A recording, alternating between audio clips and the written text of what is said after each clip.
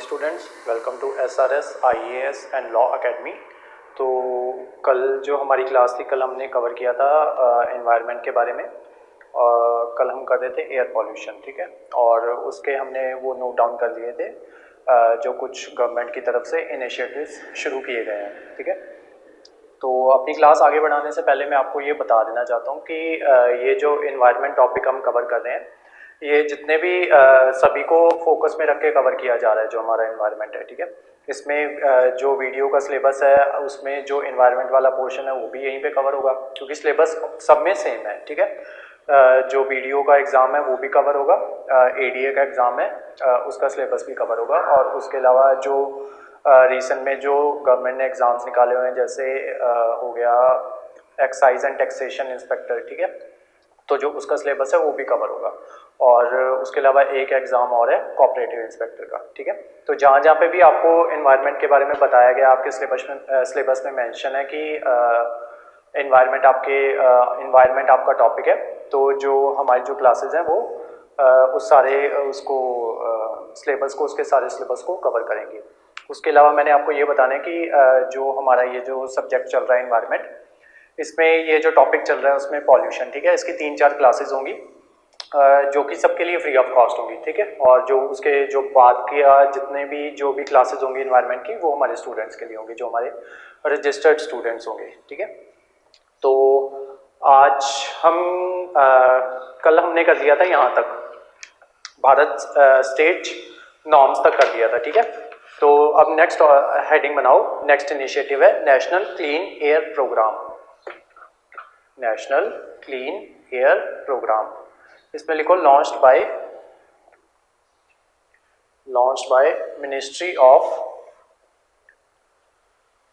Ministry of environment, forest and climate change, MOEFCC ये कहा जाता है इनको, ministry of environment, forest and climate change.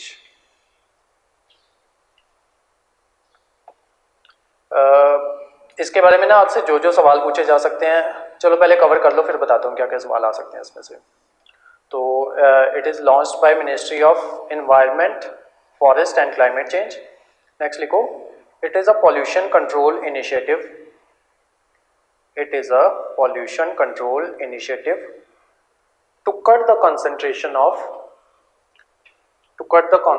of PM10 and PM2.5। कल हमने किया था ना PM10 and PM2.5, मैंने बताया था कि ये मतलब क्यों इनको PM10 और PM2.5 कहा जाता है, ठीक है।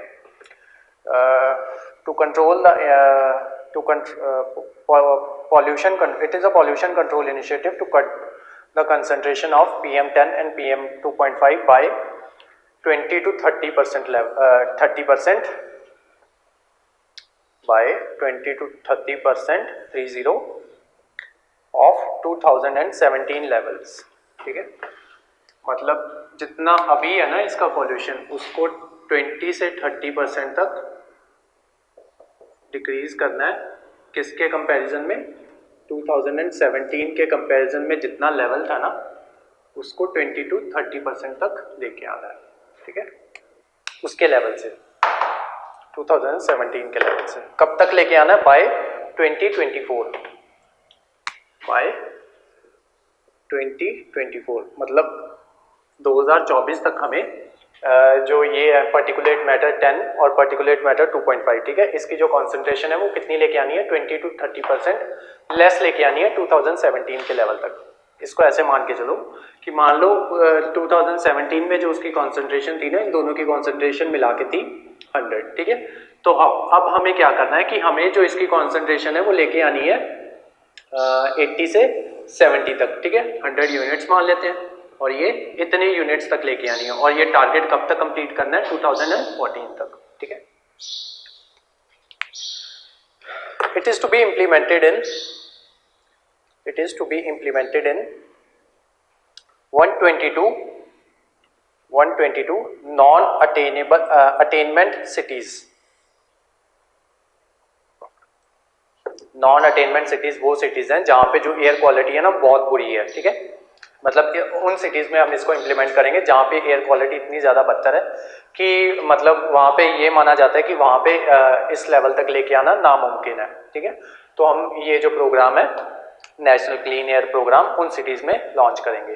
तो ये 122 सिटीज़ जो है, जो हमारी मिनिस्ट्री है, मिनिस्ट्री ऑफ एनवायरनमेंट, उन्होंने 122 सिटीज़ सिलेक्ट की हैं। पहले इसमें 102 सिटीज़ थी, ठीक है, अब उसको बढ़ा के 122 सिटीज़ कर दिया गया है। नेक्स्ट लिखो, सफर ऐप। सफर ऐप मैंने ना आपको नोट्स में ये भी भेज दिया है। इसके बाद नेशनल क्लीन एयर के बाद ना graded action, graded response action plan आएगा, ठीक है। वो इंपॉर्टेंट नहीं है इसलिए मैं करवा नहीं रहा आपको।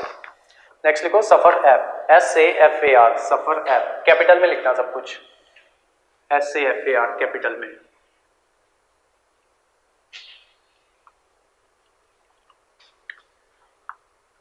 ये ऐप लॉन्च की थी गवर्नमेंट ने, जो कि ना हमें जो मेन सिटीज़ है ना उनके बारे में इंफॉर्मेशन देती थी कि वहाँ पे जो पर्टिकुलर लेवल्स हैं पॉल्यूटेंट्स के वो कितने हैं, ठीक है। डेफिनेशन लिखो सफर ऐप की, SAFAR, सफर ऐप। इसकी फुल फॉर्म लिखो, system of air quality and weather forecasting and research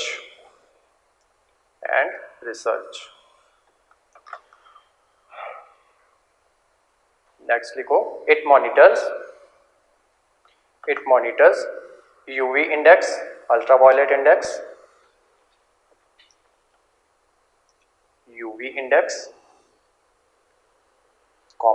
PM1, PM 2.5, PM 10, mercury, black carbon, sulfur dioxide,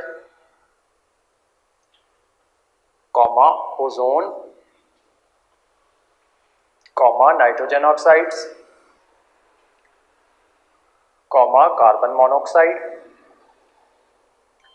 and benzene. Next लिखो, it comes under the Ministry of Earth Sciences.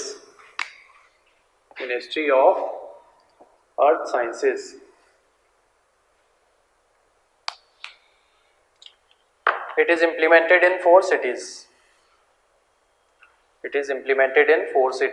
नाम लिखो, Delhi, Pune, Mumbai and Ahmedabad. Delhi, Pune, Mumbai and Ahmedabad. Next लिखो, it is developed by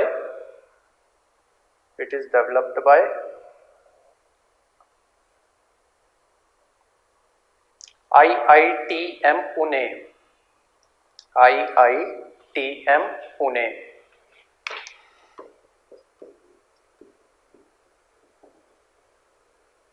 IITM के full form लिख लो, Indian institute of tropical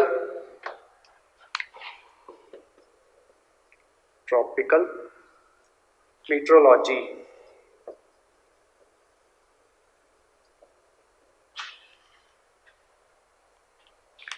Indian institute of tropical मीट्रोलॉजी।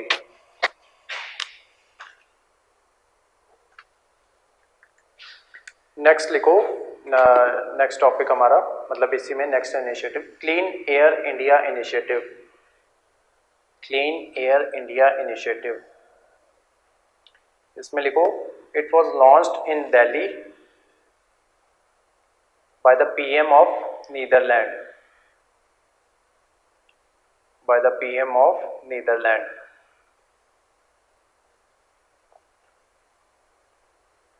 to curb air pollution. Next लिखो उज्ज्वला योजना, UJJAWALA, Ujjwala योजना। इस योजना में क्या था कि जो BPL थे ना, बिलो पॉवर्टी लाइन, उनको फ्री में जो सब्सिडाइज्ड रेट में ना ये जो सिलेंडर्स थे वो दिए जाते थे, ठीक है। उनका जो कहना था वो ये था कि जो महिलाएं हैं, ठीक है, वो यूज़ करती हैं उसको, गांव की महिलाएं वो यूज़ करती हैं उसको, लकड़ी को, या फिर वो जो होते हैं ना काउडंग केक्स होते हैं, उनको यूज़ करके वो आग जलाती हैं और फिर वहाँ पे खाना बनाती हैं। तो उनका कहना था कि उससे क्या होता है कि बहुत सी उसके धुएं की वजह से ना बहुत सी रेस्पिरेटरी डिजीज़ हो जाती हैं इनको, महिलाओं को, और एयर पॉल्यूशन भी कॉज होता है। तो उस वजह से ये उज्ज्वला योजना लेके आए थे। तो इसमें लिखो this scheme provides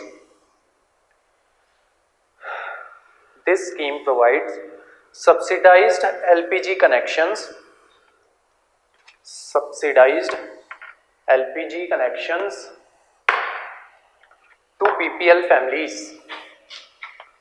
to BPL families। Ujjwala योजना पे करो स्टार मार्क।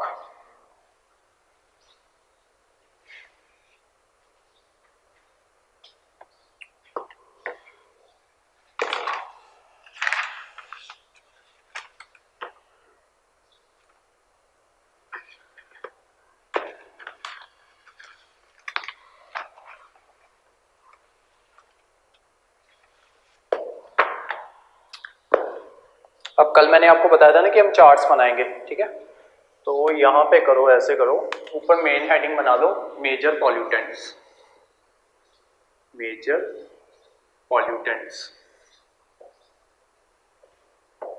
ठीक है। उसमें फर्स्ट हेडिंग बनाओ गैसेस,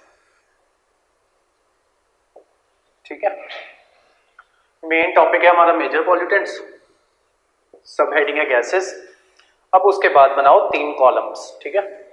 यहाँ पे लिखो, यहाँ पे लिखेंगे हम गैस का नाम, ठीक है। यहाँ पे लिखेंगे उसका सोर्स, ठीक है, और इस पे करो स्टार मार्क, और यहाँ पे करेंगे SOURCE सोर्स, और यहाँ पे करेंगे उसका इम्पैक्ट या जो डिजीज वो कॉज करता है, ठीक है। इस कॉलम को सबसे छोटा बनाना क्योंकि गैस का नाम ही लिखेंगे, ठीक है। इसको ठीक ठाक सा बनाना, ये बड़ा बनाना।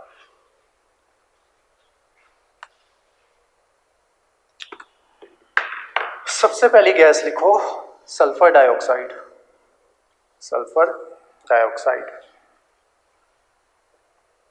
सोर्स लिखो burning of fossil fuel, smelting of metals, next लिखो थर्मल प्लांट्स, इसी में सोर्सेज में थर्मल प्लांट्स। इम्पैक्ट में लिखो सबसे पहले क्रोलोसिस, CHLOROSIS, ये याद रखना, SIS, ठीक है। जितनी भी ये जो होंगी ना बीमारियां होंगी ये एयर पॉल्यूशन वाली, ठीक है, वो जनरली SIS से एंड होगी, ठीक है। इसमें लिखो लॉस ऑफ क्लोरोफिल, इससे क्या होता है कि जो प्लांट होता है ना, जो उसके पत्ते होते हैं उनका जो रंग होता है ना वो मतलब पीला सा हो जाता है, ठीक है। तो जो उसका क्लोरोफिल होता है, क्लोरोफिल की वजह से ही जो प्लांट होते हैं उनका कलर जो होता है वो ग्रीन होता है, ठीक है। तो लॉस ऑफ क्लोरोफिल हो जाता है जिस वजह से ये प्लांट्स को ना प्रॉपर वो नहीं मिल पाता, न्यूट्रिशन नहीं मिल पाता, और वो जो उसके पत्ते हैं वो डेड हो जाते हैं और धीरे धीरे प्लांट भी डेड हो जाता है, ठीक है। नेक्स्ट लिखो नेक्रोसिस, NECROSIS, नेक्रोसिस। इसमें लिखो death of tissue.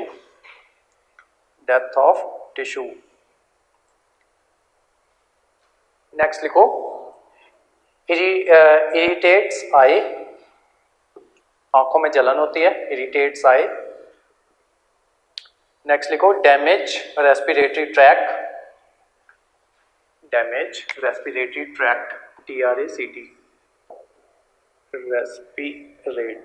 RATORY,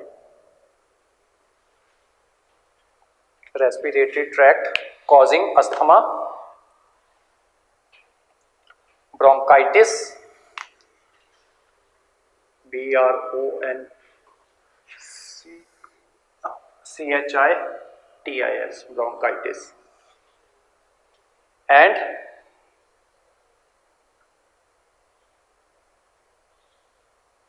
emphysema, EMPHYSEMA,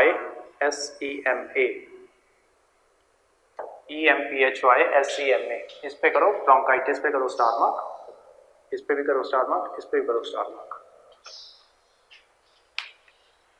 next लिखो डिसकलरिंग ऑफ बिल्डिंग, इसी में डिसकलरिंग ऑफ बिल्डिंग।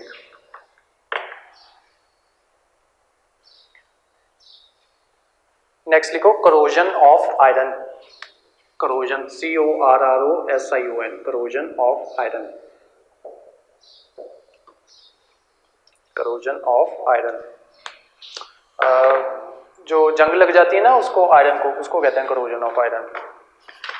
नेक्स्ट लिखो एसिड रेन, और एसिड रेन पे करो star mark,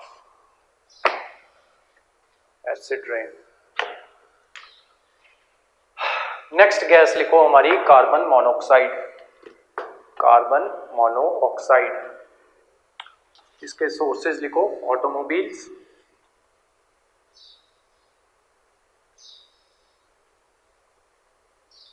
carbon monoxide, MONO, monoxide, automobiles, cigarette smoking etcetera.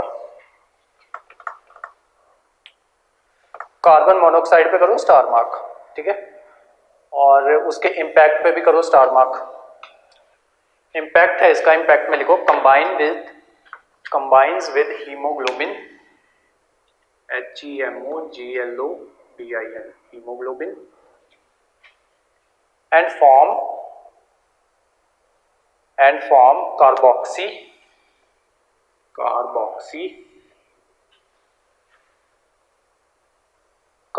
hemoglobin, form carboxy hemoglobin, and impairs, IMPAIRS, and impairs the oxygen carrying capacity of blood,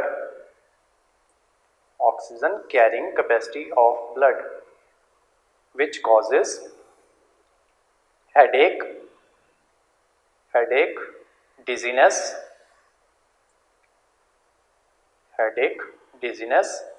blurred vision, BLURRED, blurred vision, and breathlessness, and sometime even cause death,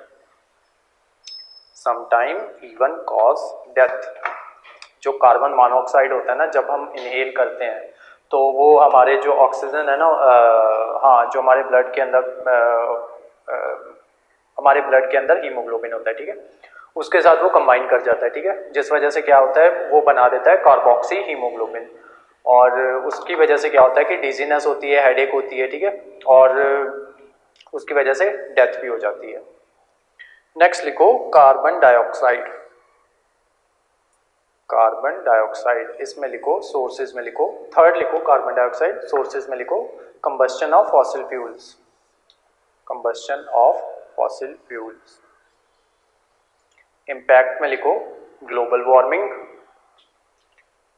warming, climate change, last में लिखो empire reflexes, IMPAIR, empire reflexes, इस पे करो star mark, empire reflexes पे।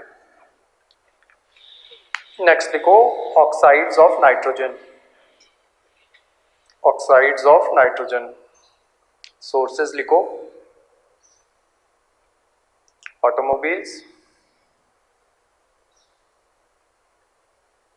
And electric power plants,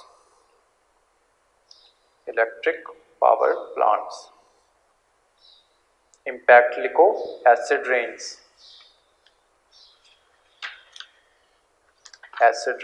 second लिखो necrosis पीछे करवाया ना सल्फर डाइऑक्साइड में। नेक्स्ट लिखो depletion of ozone layer in stratosphere, depletion of ozone layer in stratosphere. कल की क्लास में आपको करवाया था ना कि नाइट्रोजन जो होती है वो ऊपर चली जाती है और जिस वजह से वो स्ट्रेटोस्फेरिक क्लाउड्स बनाती है, ठीक है। और जो वो क्लाउड्स होते हैं वो क्या करते हैं, डिप्लीट करते हैं ओजोन लेयर को। नेक्स्ट क्या लिखो, हाइड्रोकार्बन्स। हाइड्रोकार्बन्स, इसमें सोर्सेज लिखो, benzene from cigarettes.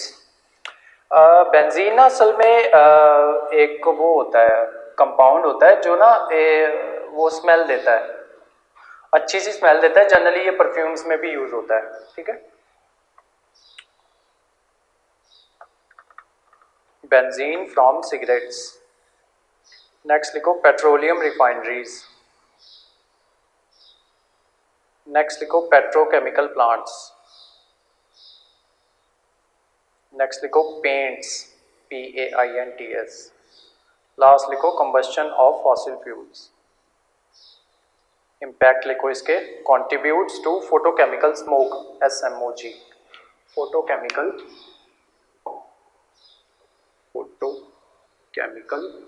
Smoke, SMOG। Smoke क्या होती है करवाता हूँ आगे। नेक्स्ट लिखो, toxic to plants and animals. Toxic to plants and animals. Next लिखो, causes lung disease. Causes lung disease. Gases में लास्ट लिखो, एल्डिहाइड्स। ALDEHYDES,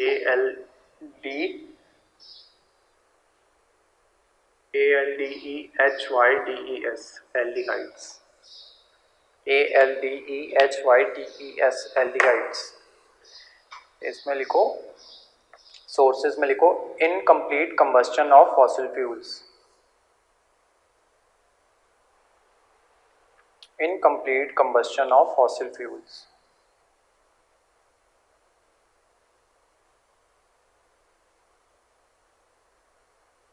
इसके इम्पैक्ट में कुछ नहीं है, मैं नोट्स में भेज दूंगा जो इसका इम्पैक्ट है, वैसे इंपॉर्टेंट नहीं है ये। नेक्स्ट लिखो, ये तो हो गए गैसेस, ठीक है। नेक्स्ट लिखो, पर्टिकुलेट पॉल्यूटेंट्स। सेकंड हेडिंग बनाओ। अब ये गैसेस थी ना, यहाँ पे लिख लो पर्टिकुलेट पॉल्यूटेंट्स। पर्टिकुलेट पॉल्यूटेंट, ठीक है। अब यहाँ पे भी गैसेस मिटा के पॉल्यूटेंट कर दो। गैसेस मिटा के यहाँ पे कर दो पॉल्यूटेंट, ठीक है। सोर्सेज और इम्पैक्ट लिखे रहने दो ऐसे ही।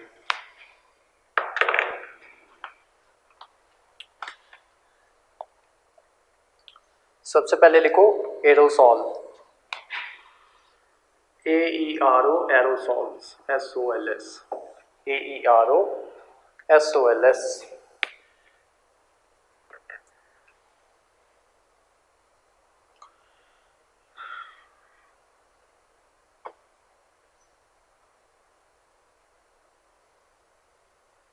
इसका सोर्स लिखो,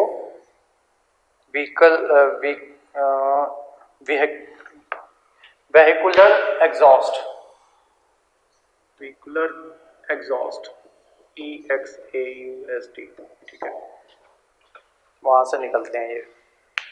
और लिखो factory smoke, factory smoke. Impact में कुछ ना लिखो इसका। स्मोक लिखो आगे, SMOKE, स्मोक। इसके सोर्सेज लिखो, oil smoke, tobacco smoke and smoke from garbage burning, smoke from garbage burning। Next लिखो ग्रिट, GRIT, GRIT। इसमें लिखो, small loose particles of stone and sand, small loose particles of stone or sand generated by crushing industry, crushing industry। Next लिखो suit, SOOT, suit. इसमें लिखो fine powder of carbon dust, fine powder of carbon dust generated by incomplete burning, generated by incomplete burning of carbon या organic matter। Next लिखो fumes, FUMES,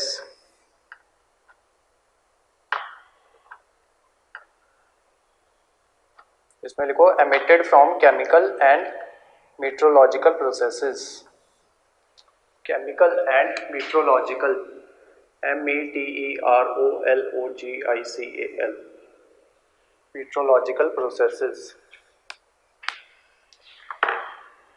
next लिखो mist, MIST, mist.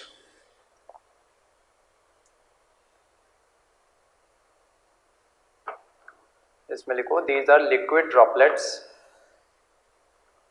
Liquid droplets released from industries, released from industries। Next लिखो fog, FOG, fog।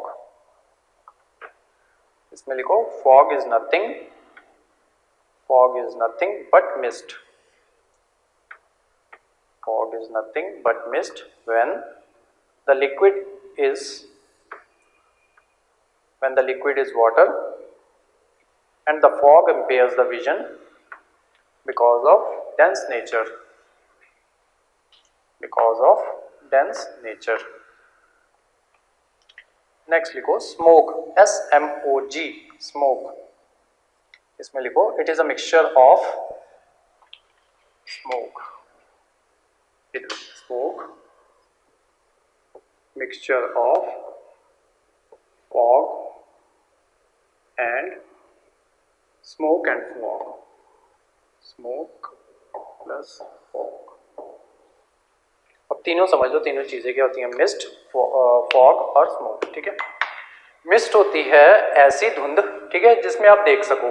ठीक है, generally Punjab में देखते हो ना, पंजाब में जो धुंध होती है ना वो वाइट वाइट होती है। ठीक है, जब पहाड़ों में जाओगे ना वहाँ की धुंध ना इतनी वाइट नहीं होती। ठीक है, उसके आर पार देखा जा सकता है। पंजाब में वाइट धुंध होने का रीज़न ये है कि उसमें ना वो असल में स्मोक नहीं होती, वो स्मोक होती है। एक धुंध जो आप देखते हो ना फैब में देखते हो, वो स्मोक होती है असल में। ठीक है, वो क्या होता है कि फॉग के अंदर स्मोक मिक्स हो गई होती है, जिस वजह से वो स्मोक क्रिएट करती है।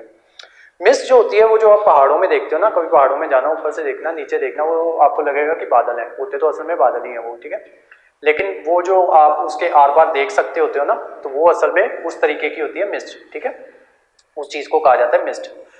जब वो मिस्ट थोड़ी सी कंडेंस हो जाती है ना, मिस्ट होती तो लिक्विड ही है, जब वो थोड़ी कंडेंस हो जाती है तब क्या होता है कि जैसे आप सुबह सुबह उठ के देखते हो ना कि जो आपके पत्ते होते हैं सर्दियों में वो गीले हुए होते हैं। ठीक है, वो किस वजह से हुए होते हैं, फॉग की वजह से। अब जब कंडेंस हो जाते हैं, जब आपकी मिस्ट जो होती है वो कंडेंस हो जाती है या कॉन्सेंट्रेटेड फॉर्म में होती है, उसको कहते हैं फॉग। और जब फॉग और स्मोक मिक्स हो जाते हैं उसको कहते हैं स्मोक। ठीक है, तो ये आपका टॉपिक खत्म हो गया। ये थे आपके मेजर पॉल्यूटेंट्स। अब नेक्स्ट लिखो इसमें, हाँ इसी में नेक्स्ट लिखो ओजोन। स्मोक के बाद लिखो ओजोन। ओजोन का सोर्स लिखो, formed from FORMED from oxygen gas in the presence of UV rays, ultraviolet rays। Impact लिखो इसका, नेक्रोसिस।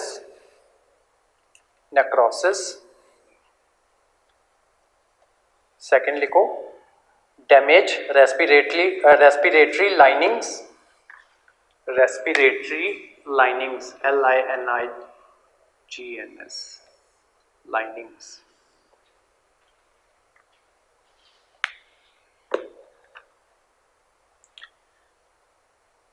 नेक्स्ट लिखो क्रैकिंग ऑफ रबर गुड। इसी में cracking of rubber goods. Necrosis पे करो स्टार मार्क, रेस्पिरेटरी लाइनिंग पे करो स्टार मार्क, ओजोन में एक और चीज लिखो स्किन कैंसर, उस पर भी करो star mark.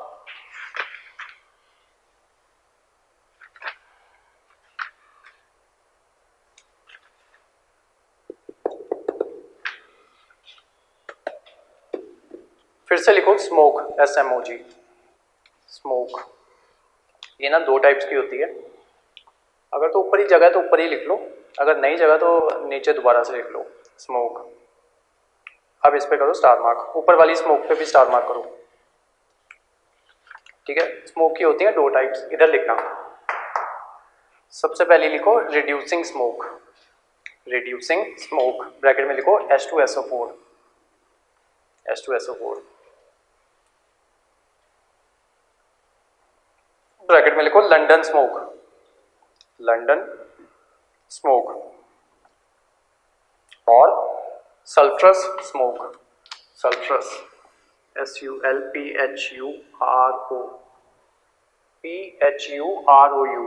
सल्फ्रस smoke, H2SO4। Second smoke लिखो इसी में, ये फर्स्ट थी स्मोक, सेकेंड लिखो, ये लंदन स्मोक है, कल बताया था ना मैंने आपको लंदन। दूसरी लिखो फोटोकेमिकल स्मोक, फोटोकेमिकल स्मोक, इसको कहा जाता है नाइट्रस स्मोक, नाइट्रस स्मोक, और इसको कहते हैं Los Angeles smoke, Los Angeles smoke. देखो बेसिक डिफरेंस यही है कि ये बनती है इससे क्या कहते हैं प्रेजेंस ऑफ सल्फर से, ठीक है, मतलब जो इसका मेन सोर्स होता है वो सल्फर होता है, और जो ये होती है लॉस एंजलिस वाली, इसका मेन सोर्स होता है नाइट्रोजन। बेसिकली ये नाम इसलिए पड़ा है क्योंकि ये जनरली वहाँ पे पाई जाती है, लंदन में पाई जाती है, वहाँ पे जो इंडस्ट्रीज होगी वहाँ पे सल्फर ज़्यादा यूज़ होता होगा, और जो लॉस एंजलिस वाली इंडस्ट्रीज है वहाँ पे नाइट्रोजन ज़्यादा यूज़ होता होगा, ठीक है। यही बेसिक डिफरेंस है, और जिस जिस एरिया में पाई जाती है उस एरिया के अकॉर्डिंग उसका नाम रख दिया गया है, ठीक है। इधर लिखो इम्पैक्ट में, सीखा स्मोक के इम्पैक्ट में, corrosion of metals, corrosion of metals, इस पे करो star mark, corrosion of metal पे, और इन दोनों पे भी स्टार मार्क करो, स्मोक पे भी स्टार मार्क करो, करोजन ऑफ मेटल्स। आगे लिखो reduce visibility, reduce visibility. Next लिखो irritation of eye, irritation of eye, throat, THROAT, throat, and impairment of cardiopulmonary system, cardiopulmonary, pulmonary,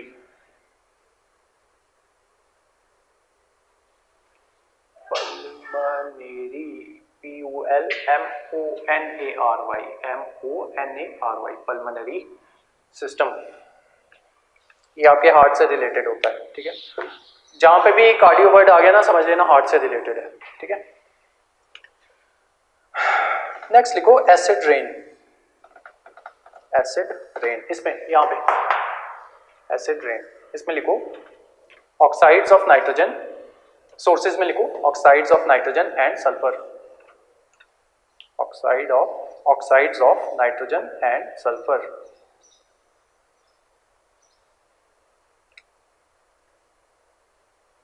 Emitted from industrial areas, emitted from industrial areas are converted into nitric acid and sulfuric acid,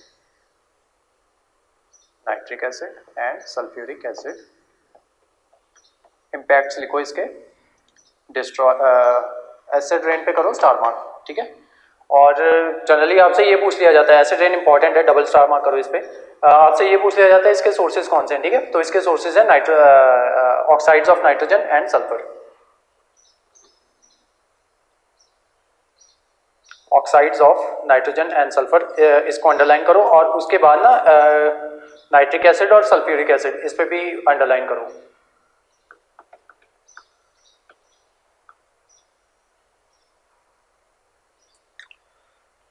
इधर लिखो impacts में, destroy crop plants and forest, destroy crop plants and forest. Next लिखो damage buildings made up of iron marble, buildings made up of marble, limestone, slate, SLATE, slate, and mortar, MORTAR.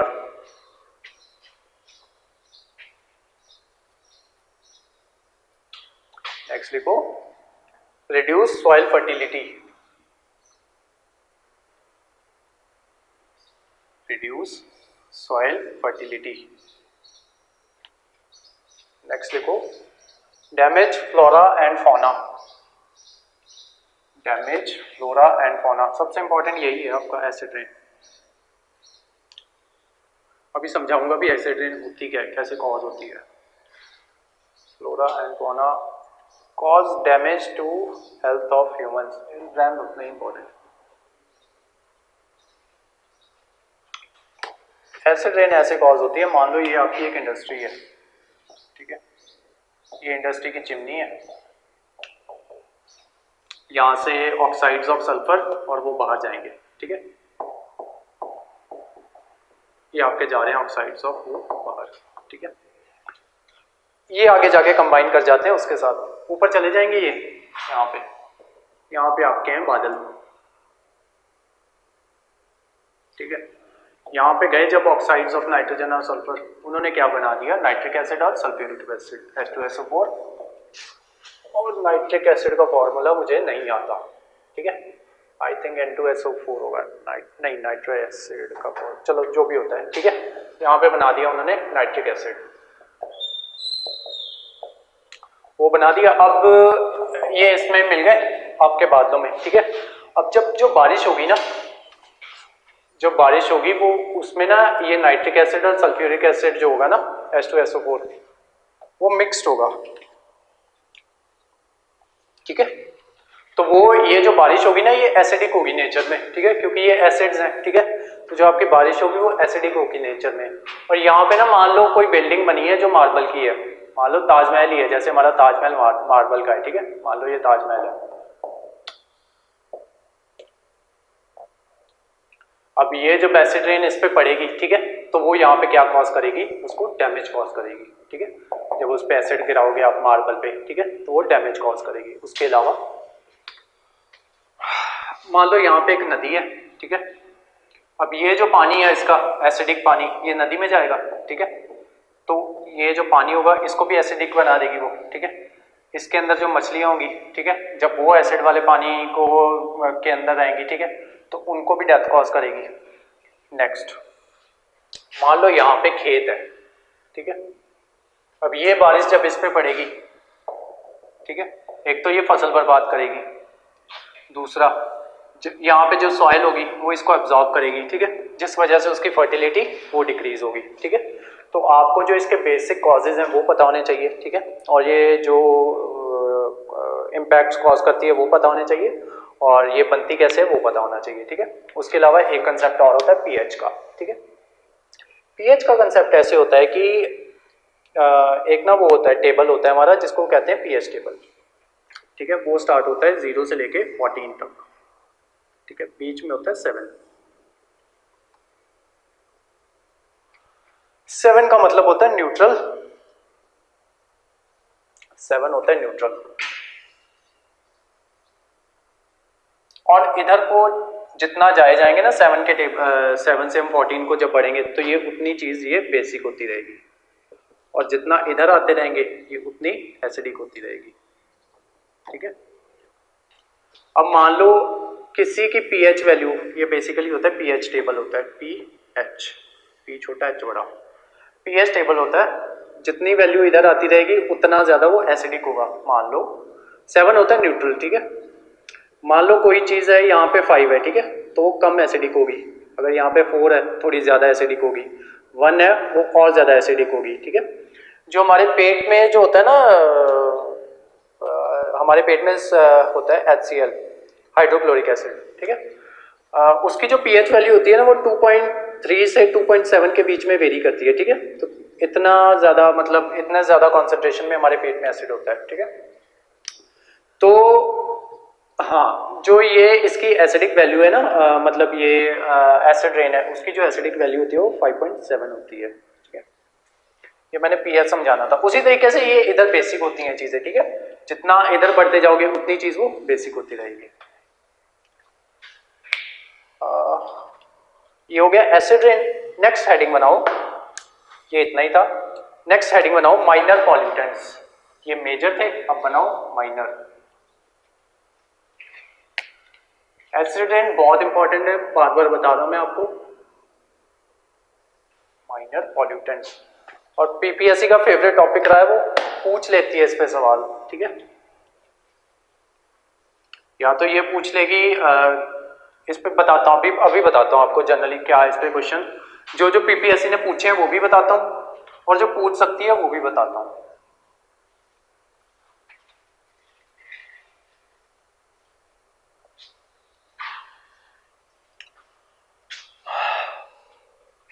मान लो PPSC ने सवाल डाला कि इसके acidic rain के ना sources बताओ, ठीक है। सबसे पहला उसने ऑप्शन दे दिया कार्बन डाइऑक्साइड, सेकंड ऑप्शन दे दिया oxides of nitrate, oxides of nitrogen, third option दे दिया oxides of sulphur, fourth option दे दिया आपको ओजोन, ठीक है। फिर आपसे पूछ लिया कि ए करेक्ट है, बी है, सी है, डी है। ए में ऑप्शन दे दिया 2 and 3, ठीक है। बी में ऑप्शन दे दिया 1 and 2, सी में दे दिया 1, 2 and 3, डी में दे दिया ऑल, ठीक है। इस तरीके से सवाल पूछती है पीपीएससी, और इस तरीके से ही ये सवाल पूछा जा सकता है, और ये ऑलरेडी पूछ भी चुकी है, एक हो गया। दूसरा, आपसे ये पूछा जा सकता है कि जो एसिड रेन होती है, पीएच वैल्यू नहीं पूछेगी उसकी, ठीक है, पीएच वैल्यू नहीं पूछेगी। उसमें से आपसे हाँ ये पूछ सकती है कि एसिड रेन में एक फिनोमेना है, क्वेश्चन ऐसे आएगा, ये भी आ चुका है क्वेश्चन। एक फिनोमेना है जिस वजह से क्या हो रहा है कि जो ताजमहल है ना, उसको काफ़ी डैमेज हो रहा है, ठीक है। या फिर जो दिल्ली एनसीआर रीजन है ना, उसके आसपास ना बहुत डैमेज कॉज हो रहा है एक फिनोमेना की वजह से, जिससे क्या होता है कि वो फिनोमेना क्या करता है कि जो बिल्डिंग्स होती है ना उनको करोड कर देता है, या फिर जो आपका मेटल होता है उसको करोड कर देता है, ठीक है। वो फिनोमेना का नाम बताओ। तो 4 ऑप्शंस दे देंगे, ठीक है। क्लाइमेट चेंज दे देंगे, एसिड रेन दे देंगे, ये ऐसे 4 ऑप्शंस दे देंगे। तो जो उसमें करेक्ट ऑप्शन होगा वो होगा ये आपका ये। और जहाँ पे भी मार्बल की बात आ जाए ना, वहाँ पे समझ लेना एसिड रेन की बात हो रही है, ठीक है। क्योंकि ये एसिड रेन ना न्यूज़ में इसलिए आई थी क्योंकि ये ताजमहल को ना बहुत ज़्यादा इसने वो खराब करना शुरू कर दिया था, तो इस वजह से ये एसिड रेन न्यूज़ में आई थी।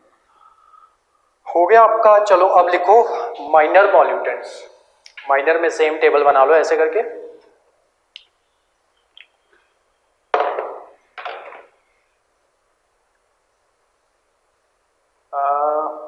इधर लिखो पॉल्यूटेंट, सोर्स और देन इम्पैक्ट।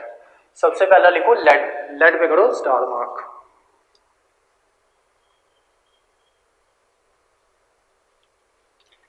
लेड पे करो स्टार मार्क। सोर्स में लिखो automobile exhaust, automobile exhaust. Paint, ये तो कल लिखवाया भी था मैंने आपको, इसके तो लेड के है ना।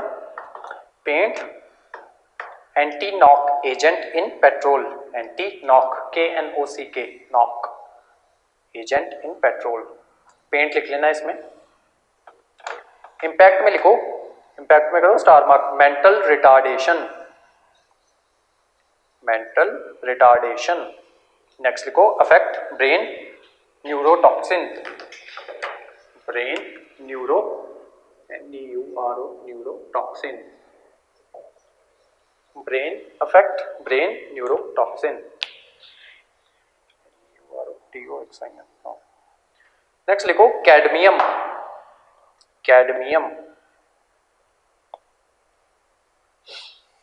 इसमें लिखो सोर्सेज में लिखो mining and metallurgy, mining and metallurgy.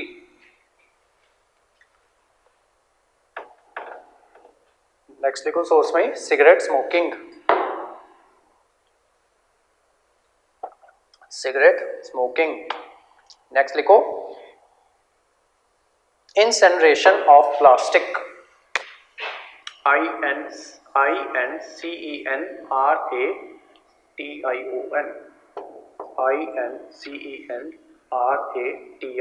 Incineration of plastic.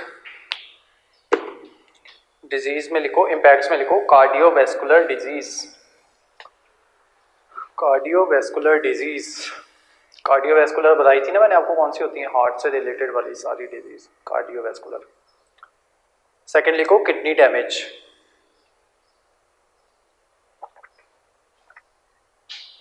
Kidney damage. Third लिखो इसमें निकल, NICKEL, निकल। Combustion of fossil fuels, combustion of fossil fuels. Alloy industry, alloy industry. इस पे लिखो लंग कैंसर, निकल पे करो स्टार मार्क, कैडमियम पे भी करो स्टार मार्क। नेक्स्ट लिखो मरकरी, इस पे भी करो स्टार मार्क। मरकरी में लिखो combustion of fossil fuels, combustion of fossil fuels, mining and smelting. ये माइनिंग का ही प्रोसेस होता है, स्मेल्टिंग। इम्पैक्ट में लिखो damage nervous system, damage nervous system and kidneys, kidneys. Next लिखो मिनामाटा डिजीज, इसी में मरकरी में, और इस पे करो स्टार मार्क। ये करवाऊंगा आगे जाके मिनामाटा क्या होती है। डबल स्टार मार्क करो मरकरी वाले पे, मिनामाटा पे। ये पूछते हैं, इंपॉर्टेंट है, बहुत इंपॉर्टेंट है ये मिनामाटा। नेक्स्ट लिखो बेरिलियम, BERYLLIUM, इधर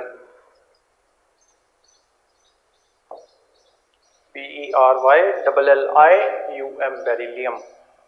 सोर्सेज में लिखो ceramic industry, ceramic industry. Coal combustion, next coal combustion. Next nuclear power plants, nuclear power plants. इधर लिखो बेरिलोसिस डिजीज, BERYLLIOSIS,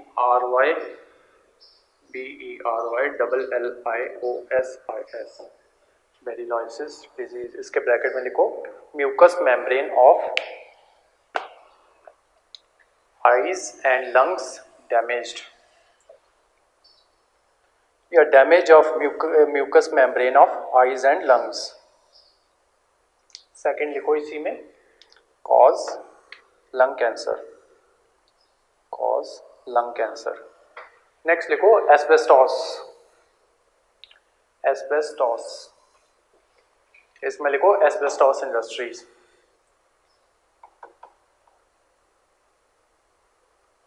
उधर लिखो एस्बेस्टॉस डिजीज, स्पेलिंग लिख लो ASBESTOS, एस्बेस्टॉस डिजीज। ब्रैकेट में लिखो ब्रेथलेसनेस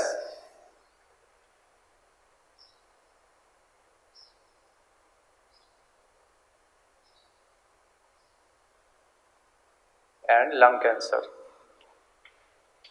जो आपको शीट भेजूंगा ना उसमें लंग कैंसर, कौन सा वाला लंग कैंसर है उसका नाम भी दिया हुआ है, पर वो आपके लिए इंपॉर्टेंट नहीं है, ना ही वो पूछते हैं, ठीक है। सिंपली इतना पूछा जाएगा लंग कैंसर, ठीक है। नेक्स्ट लिखो कॉटन डस्ट, इधर कॉटन डस्ट।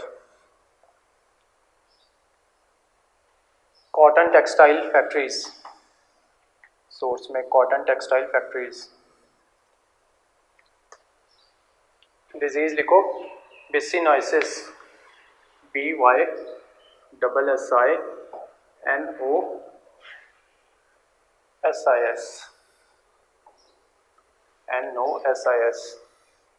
इसमें लिखो ब्रैकेट में destruction of lung tissue, destruction of lung tissue. Next लिखो इधर coal dust, COAL, coal dust.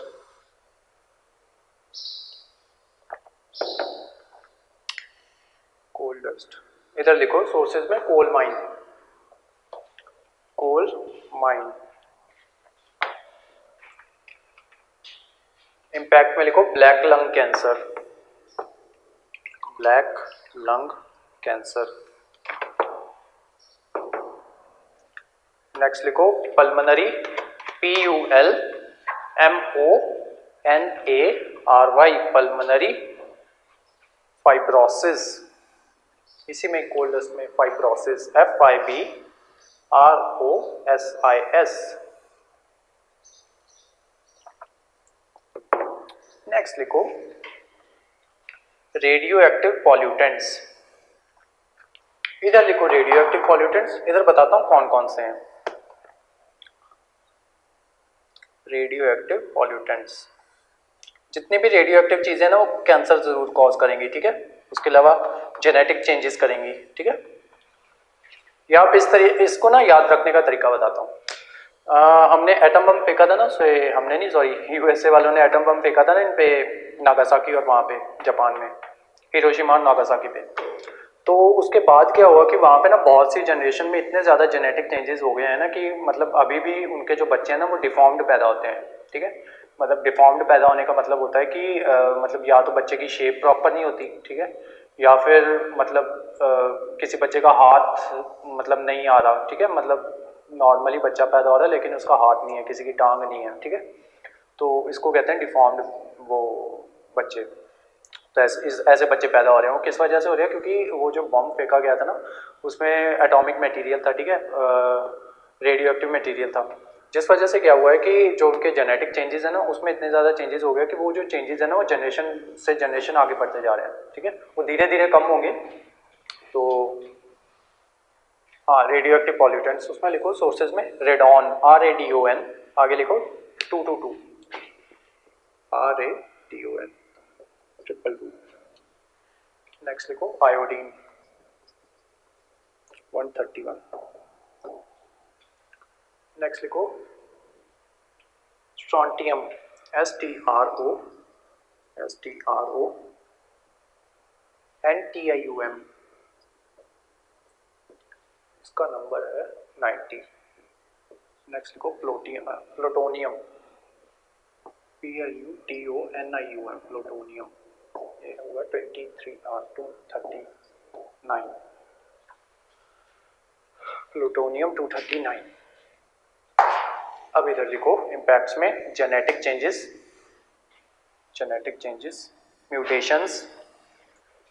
Mutations, damaged tissues and cancer, ठीक है। इनमें से किसी भी रेडियो एक्टिव मटेरियल का नाम आ जाए, ठीक है, जनरली उसमें या तो ऑप्शन में दिया होगा जेनेटिक चेंजेस या दिया होगा कैंसर, ठीक है, दोनों सही होते हैं। दोनों में से एक होगा तो एक पे टिक लगा देना।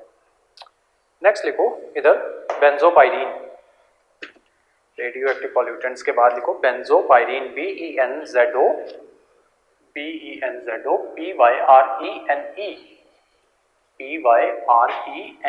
बेंजोपायरीन।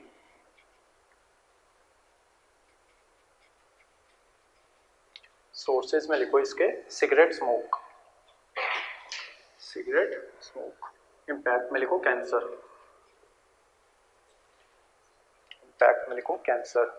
नेक्स्ट लिखो मीथेन। जब क्लाइमेट चेंज कराएंगे ना इसके सोर्सेज बहुत अच्छे से कराऊंगा मीथेन के। यहाँ पे लिख लो wetlands and agriculture fields. Impact में लिखो green house gases, global warming.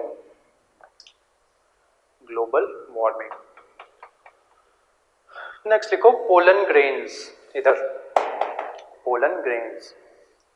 Sources में लिखो प्लांट्स, इधर लिखो allergy, ALLERGY, allergy. Radio active pollutants पे करो स्टार मार्क।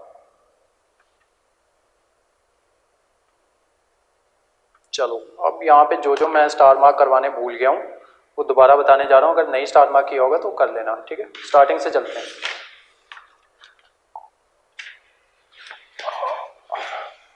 सल्फर डाइऑक्साइड पे स्टार मार्क करो, इसके सोर्सेज पे स्टार मार्क करो, क्रोलोसिस और नेक्रोसिस पे स्टार मार्क करो, डिस्कलरेशन ऑफ बिल्डिंग पे स्टार मार्क करो। नेक्स्ट आ जाओ कार्बन मोनोऑक्साइड, इस पे स्टार मार्क करो। इस पे वो ये जो हीमोग्लोबिन वाली स्टोरी बताई मैंने आपको, उस पे स्टार मार्क करो। कार्बन डाइऑक्साइड पे आओ, उस पे स्टार मार्क करो। इम्पेयर रिफ्लेक्सेस पे स्टार मार्क करो। ऑक्साइड्स ऑफ नाइट्रोजन, उसमें जो डिप्लीशन वाली बात की है उस पे स्टार मार्क करो। स्ट्रेटोस्फेयर वाली बात की है उस पे स्टार मार्क करो। कल वाली जो कहानी बताई मैंने स्ट्रेटोस्फेयर वाली, उस पे स्टार मार्क कर लेना। आगे एल्डिहाइड्स नहीं इंपॉर्टेंट, हाइड्रोकार्बन्स इंपॉर्टेंट हैं लेकिन वो यहाँ पे नहीं इंपॉर्टेंट, ठीक है। जब जहाँ पे होंगे ना वहाँ पे करवाऊंगा स्टार मार्क। एरोसोल्स नहीं इंपॉर्टेंट, स्मोक नहीं इंपॉर्टेंट, डस्ट पार्टिकल्स नहीं इंपॉर्टेंट, गर्ट सूट फ्यूम्स नहीं इंपॉर्टेंट। स्मोक पे करो star mark, SMOG smoke. Ozone पे आओ, ओजोन पे स्टार मार्क करो। ओजोन पे निक्रोसिस लिखा है उस पर स्टार मार्क करो। ओजोन पे कैंसर लिखा होगा, स्किन कैंसर, उस पर स्टार मार्क करो। स्मोक पे आ जाओ, लंदन स्मोक और फोटोकेमिकल, ये जो दो पार्ट्स में करवाए थे दोनों पे स्टार मार्क करो। एसिड रेन सारी पे स्टार मार्क करो। लेड पे आ जाओ, लेड के सोर्सेज और इम्पैक्ट्स तीनों इंपॉर्टेंट हैं, lead sources and impacts. Mercury पे मिनामाटा है उस पर स्टार मार्क करो, ठीक है। निकल पे लंग कैंसर है उस पर स्टार मार्क करो। कैडमियम, कैडमियम इतना इंपॉर्टेंट नहीं है, कर लो फिर भी कर लेना, ये एक साथ कर लेना क्योंकि ये हैवी मेटल्स हैं। उसके बाद आ जाओ बेरिलियम पे स्टार मार्क करो, लंग कैंसर पे स्टार मार्क करो। जो जो कैंसर वाली है ना वो सारी इंपॉर्टेंट है। एस्बेस्टॉस पे स्टार मार्क करो। इसके आपको इसमें ना एक क्वेश्चन ऐसे पूछा था कि किसी इंसान को एस्बेस्टॉस डिजीज़ है, ठीक है, तो वो किससे कॉज हुई होगी, ठीक है, कौन सी गैस जो है वो रिस्पॉन्सिबल है, ठीक है। तो उस पर 4 ऑप्शन थे, एक एस्बेस्टॉस ही था। कई लोगों ने इसलिए नहीं टिक किया कि उन्हें लगा कि एस्बेस्टॉस नाम की कोई चीज़ होती नहीं है, उनको लगा था एस्बेस्टॉस कोई डिजीज़ का नाम ही होगा। तो ये ना असल में हाइड्रेटेड सिलिकेट्स होते हैं, ठीक है, उसको कहते हैं एस्बेस्टॉस। लिख लो एस्बेस्टॉस के ब्रैकेट में हाइड्रेटेड सिलिकेट्स। कॉटन डस्ट पे स्टार मार्क करो। बिस्नॉइसिस पे स्टार मार्क करो, कॉटन डस्ट से जो होती है प्रॉब्लम। ब्लैक लंग कैंसर पे स्टार मार्क करो, कोल डस्ट से होता है black cancer, black lung cancer. Radio active pollutants बताया हुआ है, स्टार मार्क करना है, ठीक है। और बेंजोपाइरीन पे करो। मिथेन, ठीक है, मिथेन यहाँ पे नहीं इंपॉर्टेंट, जहाँ पे होगी वहाँ पे करवाऊंगा। ये आपका हो गया सारा एयर पॉल्यूशन। नेक्स्ट लिखो, नेक्स्ट हेडिंग बनाओ, एयर पॉल्यूशन खत्म है आपका। नेक्स्ट हेडिंग बनाओ, छोटा सा टॉपिक करते हैं, noise pollution. Noise pollution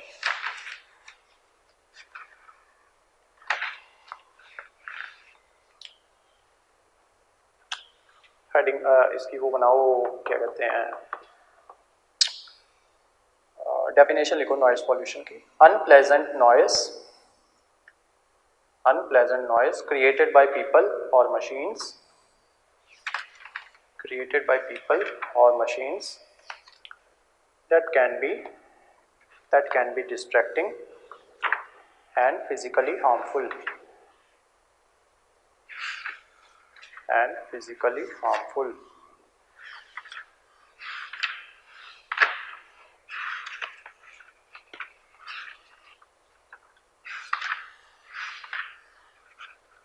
sources लिखो,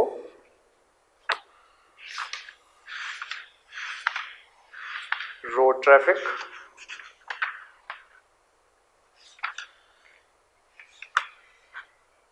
जेट प्लेन्स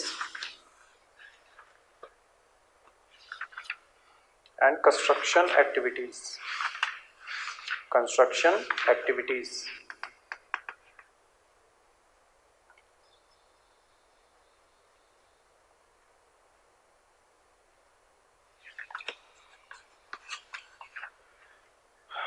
नेक्स्ट लिखो, sound is measured in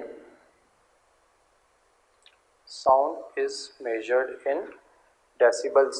DECIBLES, decibels.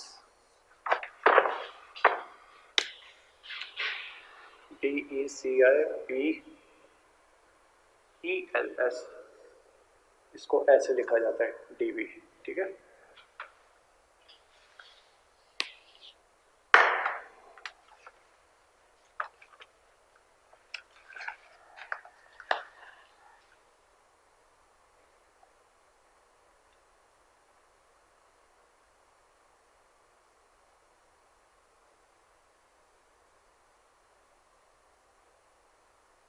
Next लिखो, human can sense sound eight 10 decibels, 10 decibels up to 60 decibels, up to 60 decibels.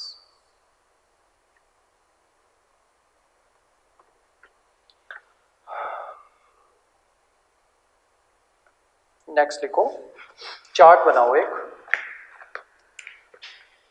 सबसे पहले हेडिंग दो, category of area, category of area. यहां पे लिखो day time limit,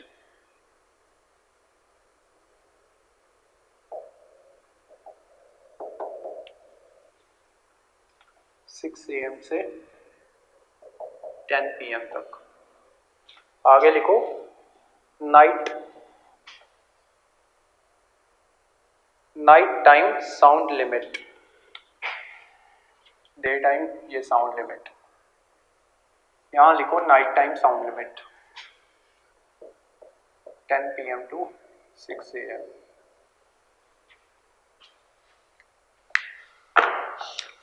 सबसे पहले लिखो इधर इंडस्ट्रियल एरिया, यहाँ पे कैटेगरी में इंडस्ट्रियल एरिया।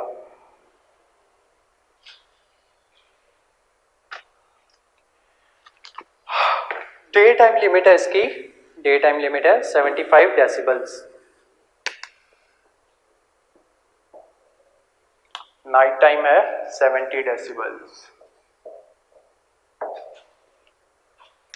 कमर्शियल एरिया लिखो इधर, कमर्शियल एरिया 65 डेसिबल्स, उधर लिखो 55 डेसिबल्स। थर्ड लिखो रेजिडेंशियल एरिया, रेजिडेंशियल एरिया इसमें लिखो 55 डेसिबल्स डे टाइम, और उधर लिखो 45 डेसिबल्स। इधर आओ, लिखो silence zone, day time limit है 50 डेसिबल्स, नाइट है 40 डेसिबल्स। नीचे स्टार मार्क करके साइलेंस जोन की, बस ये खत्म हो गया। साइलेंस जोन की डेफिनेशन लिखो, साइलेंस जोन इसकी लिखो definition.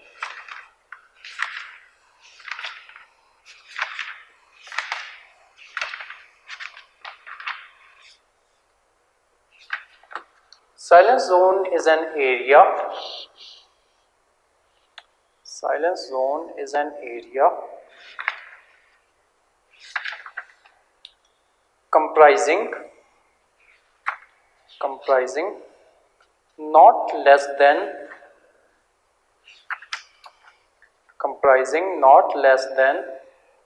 100 meters around hospitals, educational institutes,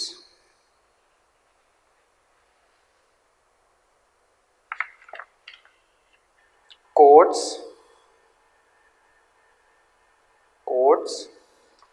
religious places,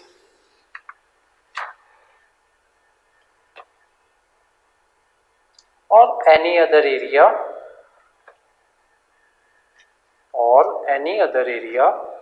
declared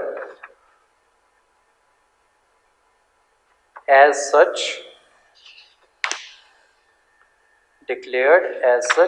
by competent authority competent authority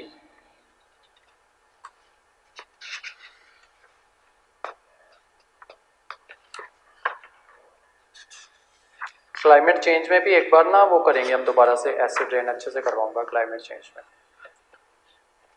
जहाँ पे आज एसिड रेन लिखा है ना, वहाँ पे इम्पैक्ट में लिखो ओशन एसिडिफिकेशन। ये अलग से टॉपिक होता है, ये बताऊंगा ओशन एसिडिफिकेशन क्या होती है। वैसे मैं बता चुका हूँ आज आपको, वो जो ओशंस की जो पीएच वैल्यू थी वो कम हो रही थी ना एसिडिक होने की वजह से, तो उसको कहते हैं ओशन एसिडिफिकेशन।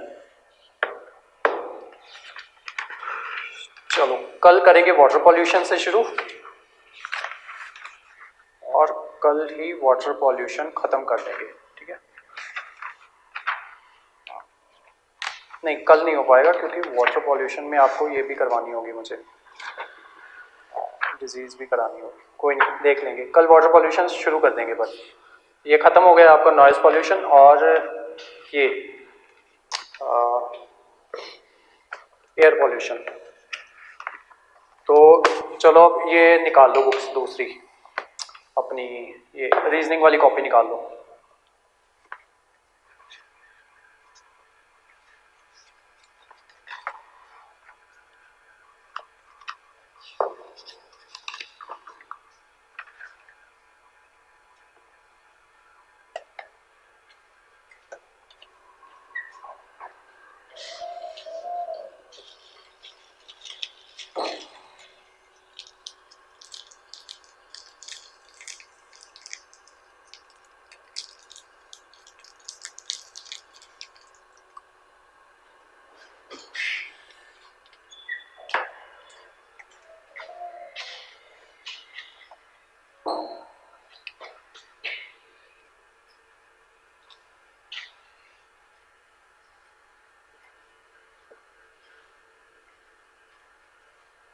तो हम कवर कर रहे थे रीजनिंग में ये नंबर सीरीज, ठीक है। तो उसकी 7 टाइप्स हम कर चुके हैं, ठीक है। आज हम 8th टाइप देखेंगे।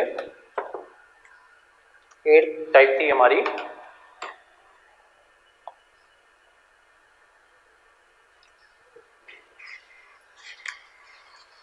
एडिशन ऑफ क्यूब्स कर चुके हैं हम, ठीक है। Square number plus minus N कर चुके हैं, cube number plus minus N कर चुके हैं, ठीक है। नेक्स्ट लिखो टाइप 8 एडिशन और subtraction of prime numbers. Prime numbers मैंने आपको बताए थे ना कौन से होते हैं, जो जिनका कोई कॉमन फैक्टर ना हो या फिर जो किसी के भी टेबल में ना होते हो एक्सेप्ट 1 और नंबर इटसेल्फ, ठीक है। तो देखो इसका एग्जांपल देखो, क्वेश्चन देखो।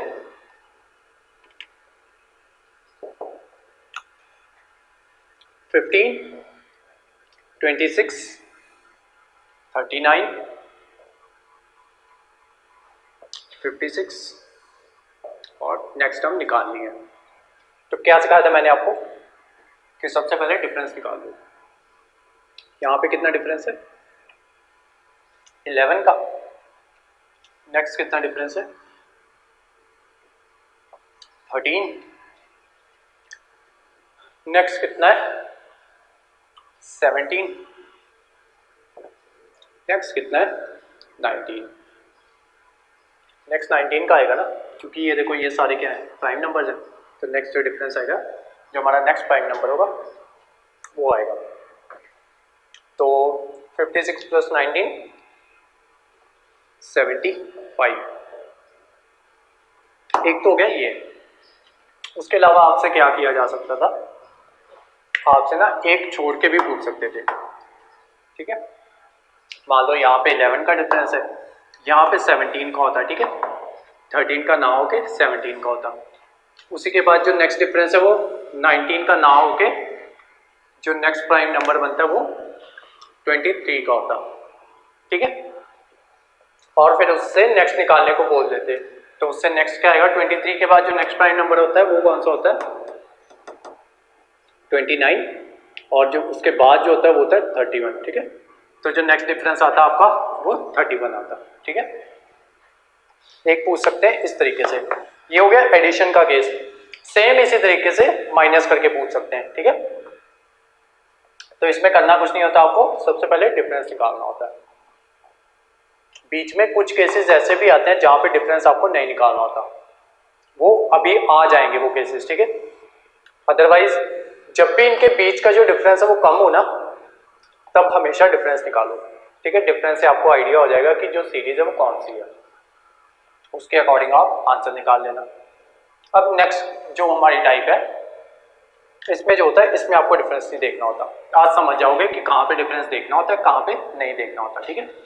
मैं 2 दिन से आपको करवा रहा था ना कि डिफरेंस देखना है, डिफरेंस देखना है। आज वाले क्वेश्चंस में आपको समझ आएगा कि डिफरेंस कहाँ पे नहीं देखना है। नेक्स्ट करो टाइप 9।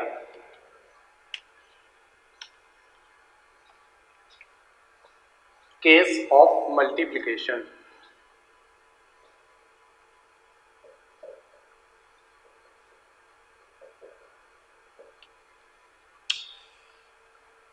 क्वेश्चन नंबर 1,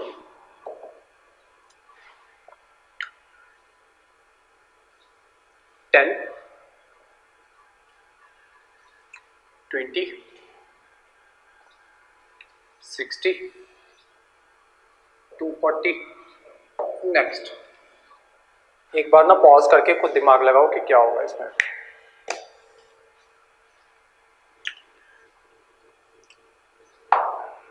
अब मैंने आपको बताया था कि डिफरेंस देखा करो, ठीक है। अब कहाँ पे डिफरेंस नहीं देखना होता वो सीख लो। कितना डिफरेंस है 20 का, कितना बन गया डिफरेंस, बढ़ गया, फिर एकदम से डिफरेंस बढ़ गया, ठीक है। तो डिफरेंस का तो ये केस है नहीं, ठीक है। जब डिफरेंस का केस ही नहीं है तो डिफरेंस देखना नहीं है हमने, ठीक है। यहाँ पे जनरली इस केस में ना, ऐसे केसेस में या तो मल्टीप्लिकेशन का केस होता है, अगर तो बढ़ रहा है फिर तो केस होगा मल्टीप्लिकेशन का, अगर नंबर्स कम हो रहे हैं फिर केस होगा, एकदम से बढ़ रहे हैं तो केस होगा मल्टीप्लिकेशन का, एकदम से कम हो जाता है केस होगा डिवीजन का, ठीक है। अब देखो इसमें क्या रिलेशन है, ये तो इजी था। इसमें क्या रिलेशन है, 10 से 20 बन रहा है, तो 10 से 20 कब बनेगा, जब इंटू 2 होगा। 20 से 60 बन रहा है, ठीक है। तो 20 इंटू 3 60, ठीक है। 6 4 जा 24, तो आगे इंटू 4, तो नेक्स्ट आएगा वो इंटू 5 आएगा, इंटू 5, तो ये हो जाएगा 1200,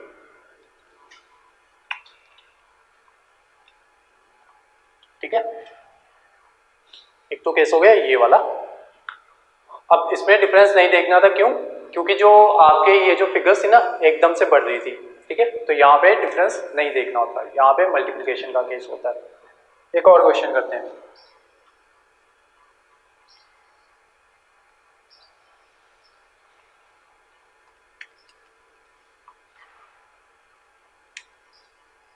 थ्री 6 24 192। नेक्स्ट क्या होगा वो फाइंड आउट करना है। यहां तक तो डिफरेंस ठीक है, ठीक है। यहाँ पे बढ़ गया, यहाँ पे फिर एकदम से बढ़ गया, ठीक है। मतलब ये डिफरेंस का केस तो नहीं है। किसका केस होगा, ये मल्टीप्लिकेशन का, ठीक है। अब एकदम से बढ़ रहे हैं ना तो मल्टीप्लिकेशन का केस होगा। एकदम से 2 पॉइंट्स पे बढ़ेंगे, ठीक है। या तो केस होगा स्क्वायर और क्यूब का, ठीक है। वो अगर तो आपको स्क्वायर और क्यूब्स आते हैं फिर तो इजीली आपको पता चल जाएगा, ठीक है, क्योंकि उसके आसपास के नंबर्स होंगे, जैसे हमने कल किया था, ठीक है। स्क्वायर से 1 कम ले लेंगे, ठीक है, या स्क्वायर से 5 कम ले लेंगे, इस तरीके के नंबर्स होंगे। या 1 ज़्यादा ले लेंगे या 5 ज़्यादा ले लेंगे, ठीक है। 2 ज़्यादा ले सकते हैं, 3 ज़्यादा ले सकते हैं, उसके अकॉर्डिंग होंगे, ठीक है। तो वो तो आप समझ जाओगे। लेकिन उसके अलावा जब एकदम से नंबर्स बढ़ रहे हैं ना, फिर उसका मतलब यही है कि डिफरेंस का केस नहीं है। उस टाइम पे आपको मल्टीप्लिकेशन का कुछ ना कुछ देखना होगा, ठीक है। अब यहाँ पे क्या हो रहा था, 2 से मल्टीप्लाई हो रहा था, फिर 3 से, 4 से, 5 से, कॉन्टिन्यूसली नंबर चल रहे थे, 2 3 4 5, ठीक है। यहाँ देखो 3 2 6,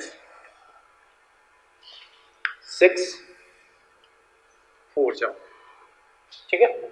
अब मान लो यहाँ पे आपको टेबल्स नहीं भी नहीं ना आते, इतना तो आप समझ गए हो कि अच्छा यहाँ पे 2 है, यहाँ पे 4 है, यहाँ पे क्या होगा 6 होना चाहिए।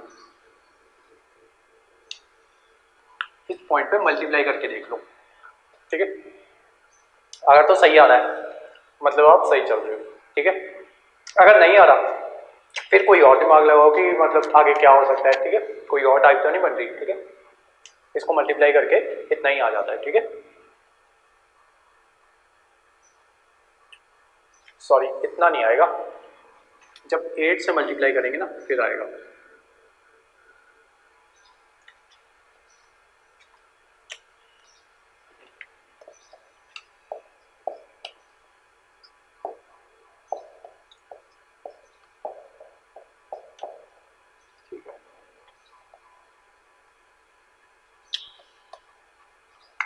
ठीक है 8 से मल्टीप्लाई करने पे आ रहा है।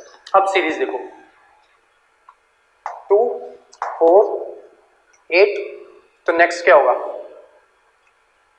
ये किस तरीके से बढ़ रही है, ये ऐसे बढ़ रही है 2 raise to power 1, 2 raise to power 2, 2 raise to power 3, आगे क्या होगा 2 रेज़ टू पावर 4 यानी कि 16, ठीक है। 16 से मल्टीप्लाई होगा ये, तो जब ये 16 से मल्टीप्लाई होगा तब कितना आंसर आएगा 3072, ठीक है। ये आपका करेक्ट ऑप्शन, करेक्ट आंसर। तो यहाँ पे देख लिया करो कि अब जैसे यहाँ पे अगर हम 6 से मल्टीप्लाई कर लेते, ठीक है, तो आगे हम क्या करते, आगे 8 से मल्टीप्लाई करते, ठीक है। तो जो हमारा आंसर है वो गलत हो जाता, ठीक है। इसलिए आगे अब यहाँ पे आगे हमें पता नहीं था कि 6 से मल्टीप्लाई होगा कि 8 से होगा, ठीक है। तो हमने पहले 6 से करके देखा तो वो आंसर गलत आया, ठीक है। 6 4 जो 24 होता है ना, तो यहाँ पे 4 आना चाहिए था यूनिट डिजिट पे, लेकिन 2 था, ठीक है। तो फिर हमने दूसरे से करके देखा। तो इस तरीके से देखना होता है, ठीक है। सबसे पहला केस ये वाला कि कॉन्टिन्यूस चल रहा है, ठीक है। इसमें सेकंड केस ये वाला कि पावर में बढ़ रहा है, ठीक है। थर्ड केस वही वाला होता है कि इवन में चल रहा है, ठीक है। यहाँ पे 6 से मल्टीप्लाई हो जाता, फिर आगे उससे मल्टीप्लाई हो जाता हमारे 8 से। नेक्स्ट क्वेश्चन एक और देखते हैं।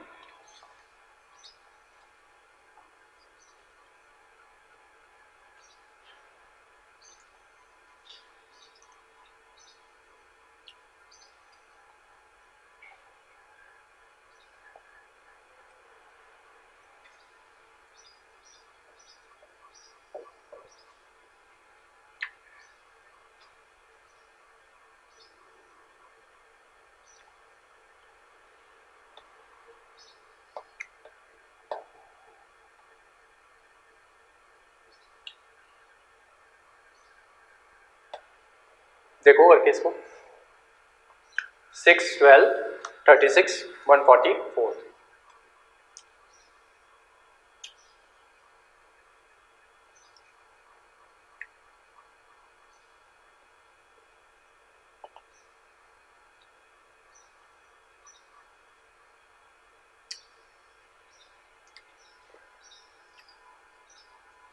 ये 2 से मल्टीप्लाई हो रहा है, ठीक है। 6 2 जा 12, 12 3 जा 36। अब इसको 4 से मल्टीप्लाई करके देखो, 36 को 4 से मल्टीप्लाई करो, अगर तो आंसर आ रहा है ना फिर तो हमने सीरीज पकड़ लिया सही, ठीक है।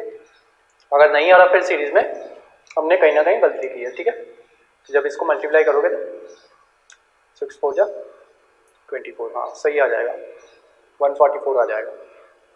तो जो हमारी नेक्स्ट नंबर होगा इसको 5 से मल्टीप्लाई करना पड़ेगा, ठीक है। तो इसको 5 से मल्टीप्लाई किया तो 5 4 जा 20,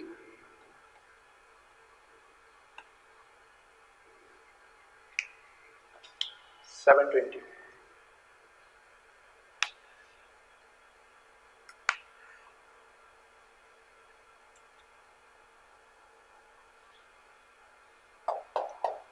तीन क्वेश्चन, 2 क्वेश्चंस और करते हैं। जो नेक्स्ट 2 है ना वो थोड़े टफ है, समझने थोड़े से मुश्किल होता है उनको, और मे बी पीपीएससी आपसे पूछे भी ना वो सवाल, ठीक है। लेकिन क्योंकि हम ये कर रहे हैं ना तो मैं फिर भी करवा दूंगा आपको, समझ लेना इस चीज को कि इस तरीके से भी सवाल बन सकता है। इसी का केस है ये मल्टीप्लिकेशन का क्वेश्चन। देखो इजी बताता हूं पहले। 20 10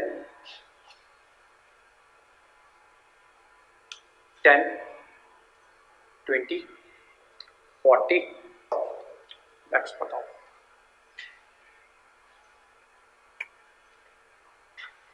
थोड़ी देर दिमाग लगाओ, इसको पॉज करके, वीडियो को पॉज करके देखो कर पाते हो कि नहीं।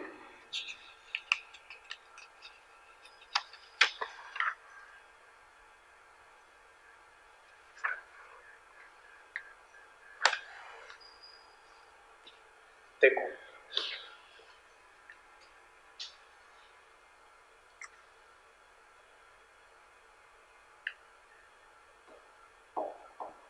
इसमें अगर डिफरेंस लेते ना, आप लेने का सोच सकते थे कि चलो मैं डिफरेंस ले लेता हूँ, तो यहाँ पे डिफरेंस कितना है 10 का, ठीक है 10 का। यहाँ फिर फंस जाओगे, यहाँ डिफरेंस 0 का है, ठीक है।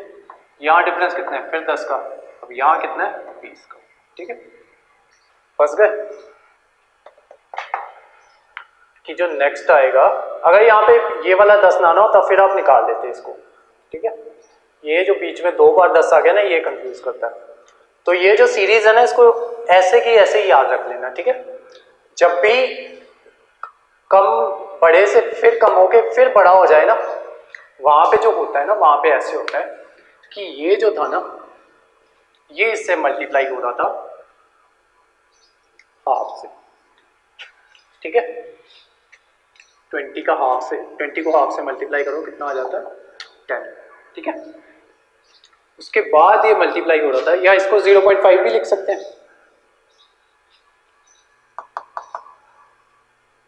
ये आगे मल्टीप्लाई हो रहा था 1 से, ठीक है। नेक्स्ट जो मल्टीप्लिकेशन हो रही थी वो हो रही थी 2 से,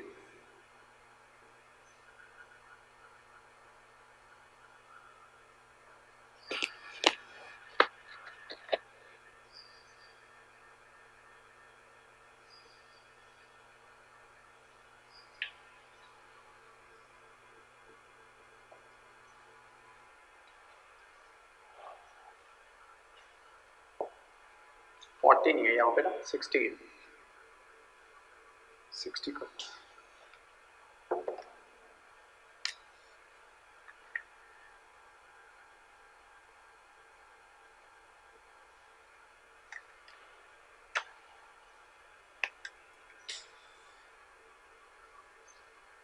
थ्री से। अब जो नेक्स्ट होएगा वो हो जाएगा 4 से, तो ये कितना आ जाएगा 240, ठीक है।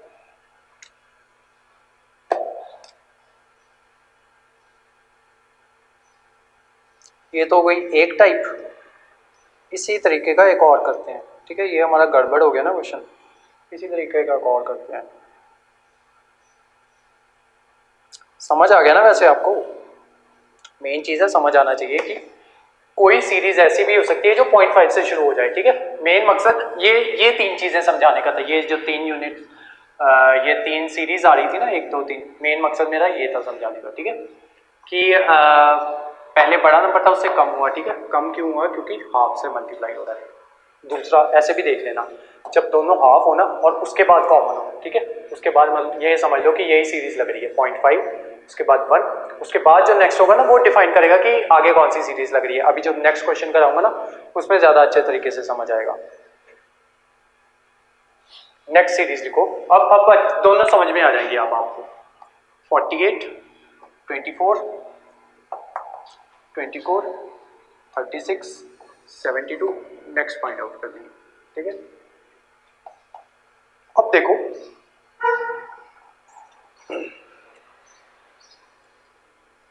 इसको कितने से मल्टीप्लाई किया कि ये आ गया 24 आ गया। अब इसका हाफ है ना, तो हाफ से मल्टीप्लाई करेंगे ना, तो इसको 0.5 से मल्टीप्लाई किया तो आ गया 24।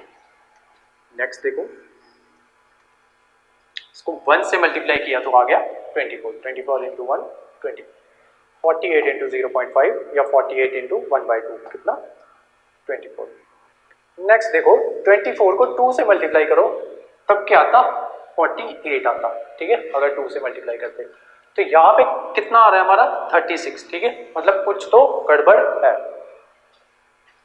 गड़बड़ ये है कि इस बार इसने 2 से मल्टीप्लाई ना करके 1.5 से मल्टीप्लाई किया है, ठीक है, यही गड़बड़ थी बस, ठीक है। पिछली बार सीरीज कैसे चल रही थी 0.5 1 2 3 4, अब सीरीज कैसे चल रही है 0.5 1 1.5, 36 को 2 से मल्टीप्लाई करो 72 आएगा, ठीक है, 36 का डबल कर दो 72 आ जाएगा। जो नेक्स्ट सीरीज बनेगी अब कितने से मल्टीप्लाई होगा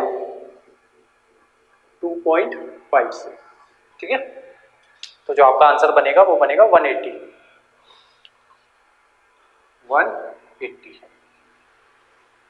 एक टाइप ये होगी कि 0.5 से शुरू हुआ, फिर 1, फिर 2, फिर 3, फिर 4। दूसरी सीरीज ये होगी 0.5 1 1.5 2 2.5। इसी तरीके से एक सीरीज और हो सकती है कि 0.5 से मल्टीप्लाई हो, उसके बाद 1 से मल्टीप्लाई हो, फिर 2 से मल्टीप्लाई हो, फिर 4 से मल्टीप्लाई हो, ठीक है, अब स्क्वायर्स आ गए ना, ये 2 का स्क्वायर हो गया, फिर कितने से मल्टीप्लाई होगा 8 से, ठीक है, और जो नेक्स्ट टर्म होगी वो कितने से मल्टीप्लाई होगी 16 से। क्यों? क्योंकि ये होता है 2 raised to power 1 2 raised to power 2 2 raised to power 3 2 raised to power 4, ठीक है। तो यही वाली जो टाइप थी ना जो 0.5 से स्टार्ट हो रही थी उसी में कितनी टाइप्स बन गई 1 2 और 3 टाइप्स, ठीक है। नेक्स्ट बनाओ हेडिंग टाइप 10, उस पे लिखो केस ऑफ डिवीजन।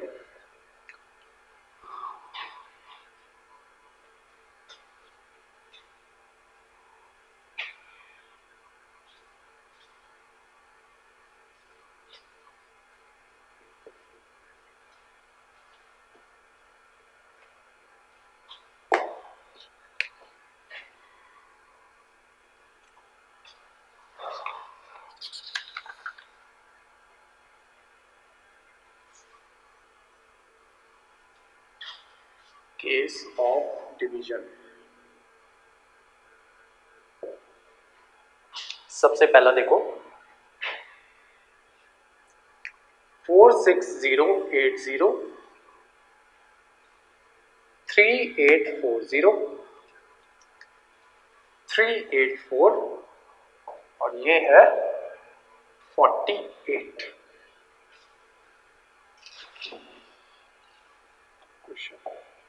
जो तो बच्चे हैं बैंकिंग वाले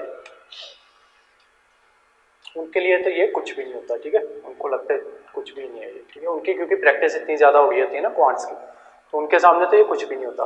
अब जो नॉर्मल बच्चा है ना वो सोचेगा कि चलो अब इतना तो उसे पता है कि ये डिफरेंस वाला तो केस नहीं है क्योंकि बड़े बड़े नंबर्स हैं, ठीक है, अब नंबर्स एकदम से कम हो रहे हैं उसको पता है कि डिवीजन वाला केस है, ठीक है। अब वो करेगा कि मैं इसको इससे डिवाइड करूं तो मतलब कितने करने बैठ जाओ, इतने में मेरे 3-4 सवाल जो है वो छूट जाएंगे, ठीक है, तो बेहतर यही है कि मैं ये सवाल छोड़ देता हूं। लेकिन ये देखो यहाँ पे तो कोई इशू नहीं है ना, ठीक है, वो 3840 है तो वो 348 है। अब इतना तो सॉल्व कर सकते हो ना, इतना तो पता चल गया कि ये डिवाइड हो रहा है 10 से, ठीक है। इसको डिवाइड करके देख लो इससे, वो तो किया ही जा सकता है ना, उसको डिवाइड करके देख लो इससे, तो ये डिवाइड करके जब आता है ये आता है 8 से डिवाइड होगा ये, ठीक है, इसको डिवाइड करके देखना, ये डिवाइड होगा 8 से, ठीक है।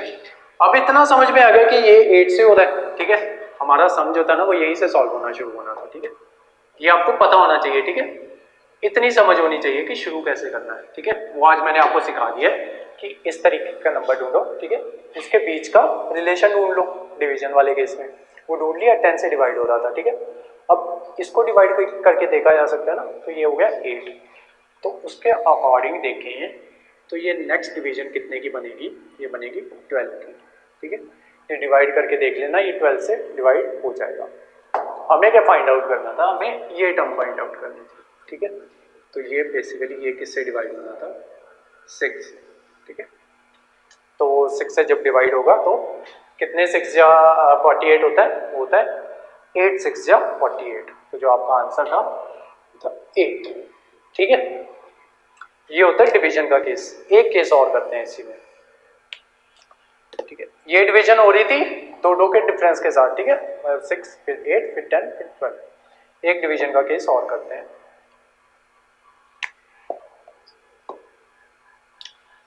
इसमें करते हैं 400, फिर से 400,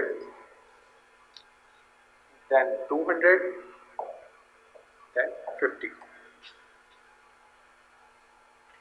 नेक्स्ट हम फाइंड आउट करनी है आपको।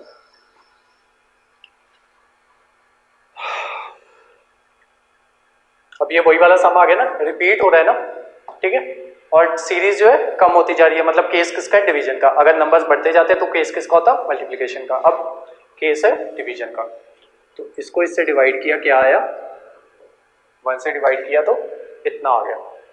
अब इसके बीच में क्या रिलेशन है इन दोनों के बीच में, इसको 2 से डिवाइड करेंगे, डिवाइडेड बाई 2 तो 200 आ जाएगा, ठीक है। अब यहाँ पे जल्दबाजी नहीं करनी होती कि सीधा वहाँ पे 3 करो, वहाँ पे 4 से सीधा डिवाइड करके अपना आंसर निकाल दो, ठीक है। ऐसे नहीं करना होता।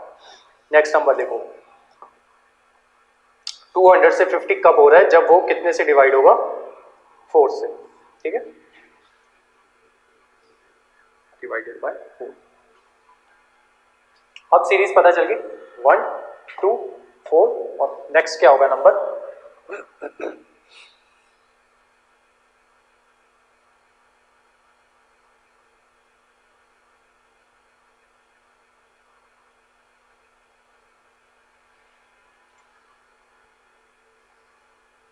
डिवाइडेड बाय 8,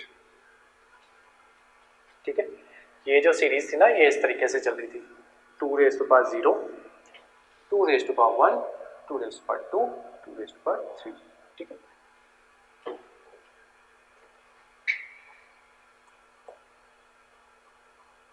अब कुछ बच्चे कहते हैं, कहेंगे कि यहाँ पे 4 की जगह यहाँ पे 6 भी तो हो सकता था, ठीक है।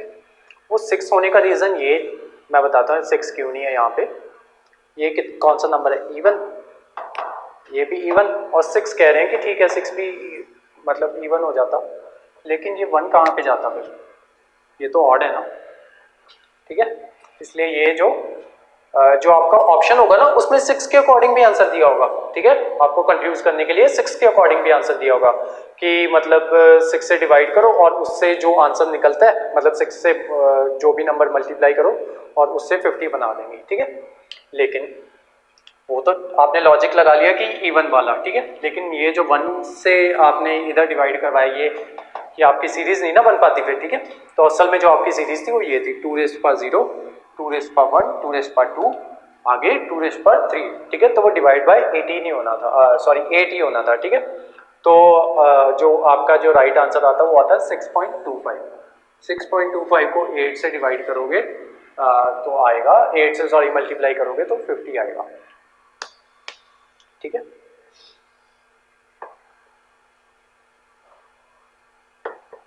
तो ये हो गए आपके केस ऑफ डिवीजन।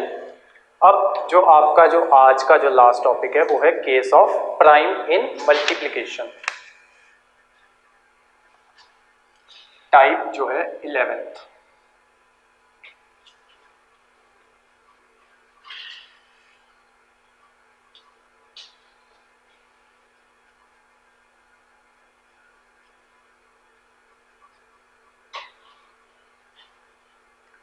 अगर मैं ये सवाल में किसी को समझ ना हो, कुछ 2 रेज़ टू पावर 0 1 होता है, तो मैं आपको बता दूं, एनी नंबर चाहे x हो, x रेज़ टू पावर 0 हो तो वो 1 होता है, ठीक है। y रेज़ टू पावर 0 1 होता है, 2 रेज़ टू पावर 0 1 होता है, 3 रेज़ टू पावर 0 1 होता है। कोई भी नंबर हो, अगर उसकी पावर 0 है तो जो उसकी वैल्यू होगी वो हमेशा 1 होगी, ठीक है। अगर आपको पता था तो बहुत अच्छी बात है, अगर नहीं पता था तो आज पता चल गया। ठीक है, नेक्स्ट लिखो case of prime number in multiplication. आज की हमारी लास्ट टाइप है case of prime number in multiplication. लिखो क्वेश्चन 12, 24, 72, 360। नेक्स्ट जो टर्म है वो फाइंड आउट करनी है। ठीक है, वही लॉजिक कि जो डिफरेंस है ना एकदम से बढ़ रहा है, ठीक है, तो डिफरेंस तो नहीं लेंगे। केस किसका होगा? मल्टीप्लिकेशन का होगा, क्योंकि नंबर्स बढ़ रहे हैं। स्क्वायर का केस नहीं हो सकता, क्यों? क्योंकि ये इकलौता नंबर है जो स्क्वायर के पास है, ये 25 के स्क्वायर के पास है। ठीक है, मतलब 25 के पास है, तो जो बाकी नंबर है वो दूर दूर है। ठीक है, 72 के सबसे पास जो स्क्वायर आता है 49, 64, हाँ एक 64 आता है और दूसरा आता है 64 के बाद 9 का स्क्वायर 81। ठीक है, 81, तो ये काफ़ी दूर है। और 360 के पास उससे भी दूर है। 12 के पास कौन सा स्क्वायर आता है? एक 9 का आता है और 16 का आता है। ठीक है, तो ये काफ़ी दूर दूर है स्क्वायर्स, तो स्क्वायर वाली सीरीज तो ये नहीं है। ठीक है, तो सीरीज तो है मल्टीप्लिकेशन वाली। इतना तो समझ में आ गया। ठीक है, जब भी क्वेश्चन करने हैं ना, तीन चीज़ें हमेशा नोट करनी है। सबसे पहले डिफरेंस बड़ा है, मतलब या तो जो सीरीज है वो मल्टीप्लिकेशन या डिवीजन वाली है। ठीक है, डिफरेंस छोटा है तो पता ही है, ठीक है, कि डिफरेंस ही देखना है। दूसरी चीज जो देखनी होती है वो देखनी होती है कि किसी नंबर के स्क्वायर के पास तो नहीं है सारे नंबर्स। ठीक है, अगर सारे नंबर स्क्वायर के पास वाले हैं तो स्क्वायर वाली सीरीज है। अब चलो इंटू 2, ठीक है, इंटू 3, 4, 3 12, हाँ 3। ठीक है, नेक्स्ट देखो, नेक्स्ट क्या आना चाहिए कि 4 से मल्टीप्लाई करके देखो तो 2 4 जा 8 होता है, तो लास्ट में 8 तो नहीं है। ठीक है, तो 4 तो नहीं आएगा। ठीक है, अब क्या आ सकता है? 5 करके देखो, 5 5 2 जा, हाँ 5 7 35 और ये एक कैरी इंटू 5। अब सीरीज देख रहे हो कौन सी बन रही है? 2 3 5। ठीक है,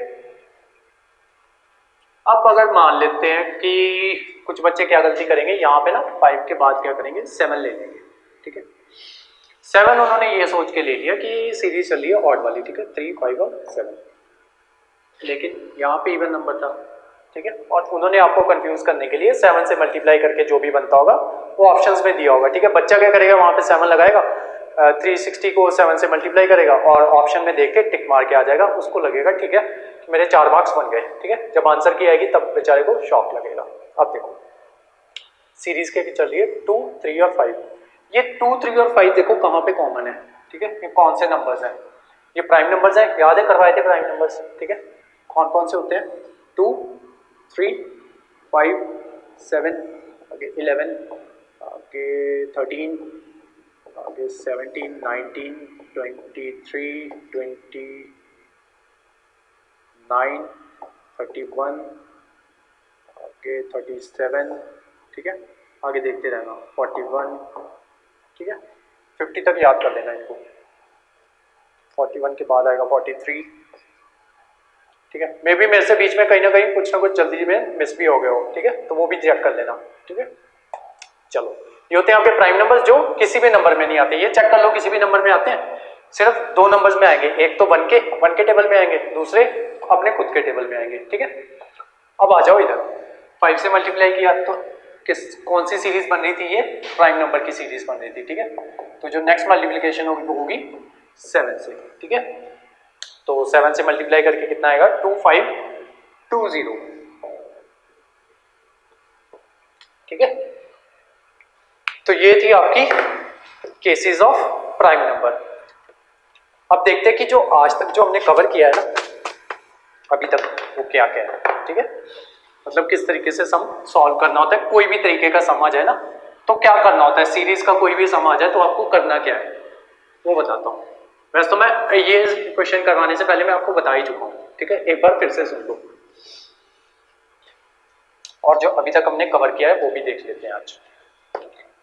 सबसे पहले कोई भी नंबर आ गया ना तो सबसे पहले हमें देखना है कि उसका डिफरेंस किया जा सकता है कि नहीं किया जा सकता। ठीक है, अगर तो डिफरेंस किया जा सकता है, ठीक है, डिफरेंस। फिर हमने देखना है कि वो एडिशन वाली सीरीज है या सब्ट्रैक्शन वाली सीरीज है, ठीक है, ऐड या फिर सब्ट्रैक्ट, ठीक है। और इन दोनों में, ठीक है, तीन बातों का ध्यान रखना कि सिंपली ऐड हो रहा है, सिंपल ऐड हो रहा है, ठीक है, या फिर सिंपल सब्ट्रैक्ट हो रहा है, या फिर मिक्स हो रहा है। सिंपल सब्ट्रैक्ट का मतलब ये होता है या सिंपल ऐड का मतलब ये हो रहा है कि अगर इस वाली फर्स्ट टर्म को सेकंड में कुछ ना कुछ ऐड किया था, थर्ड में भी ऐड किया था, फोर्थ में भी ऐड किया था, वो सीरीज चल रही थी, ठीक है। सिंपल सब्ट्रैक्ट का मतलब हो रहा है फर्स्ट के बाद सेकंड नंबर में सब्ट्रैक्ट किया कुछ, फिर थर्ड में से किया, फिर फोर्थ में से किया, ठीक है।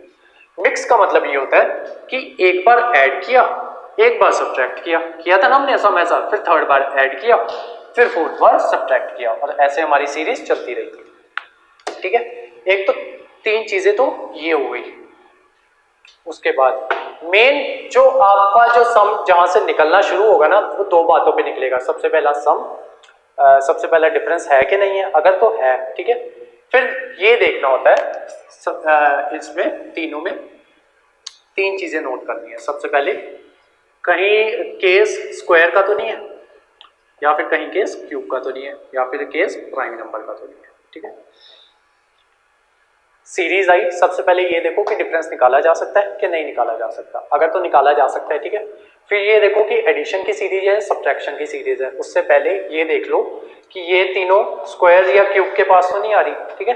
अगर तो आ रही है फिर तो इजीली निकल जाएगा, ठीक है। पता ही होगा कि क्यूब में इतना ऐड हो रहा है, ठीक है, उसके अकॉर्डिंग नेक्स्ट में देख लेना, ठीक है।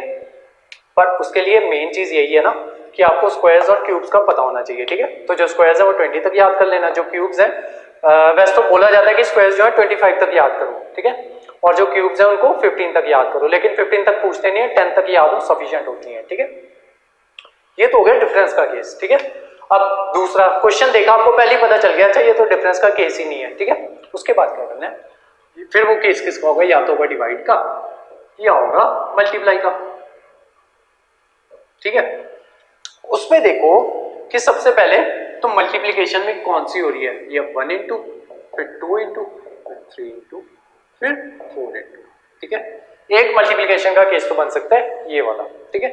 दूसरा केस कौन सा बन सकता है, into 1 into 2 into 4 into 8 into 16 into 32, ठीक है, एंड सो ऑन, 64, 128, 256, 512, ठीक है, आगे वो बढ़ते जाएंगे, 120, 1024। ये बेसिकली ये होता है कि ये होती है 2 रेज़ पावर 0, ये होती है 2 rays power 1, 2 rays power 2, 2 rays power 3, 2 rays power 4, 2 rays power 5, ठीक है, एंड सो ऑन, ठीक है। ये तो केस हो गया ये वाला सेकंड केस।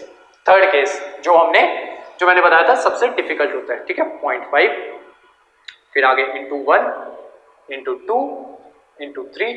ये ना अपनी ये जो बनाया मैंने इसको अपने पेज के ना लास्ट में बना लेना, ठीक है, एक अलग पेज में नोट कर दो। आपकी बस एक क्लास और रहती है इसी की सीरीज की, ठीक है, और उसके बाद ना मैं आपको पॉल्यूशन कवर करवाऊंगा, ठीक है।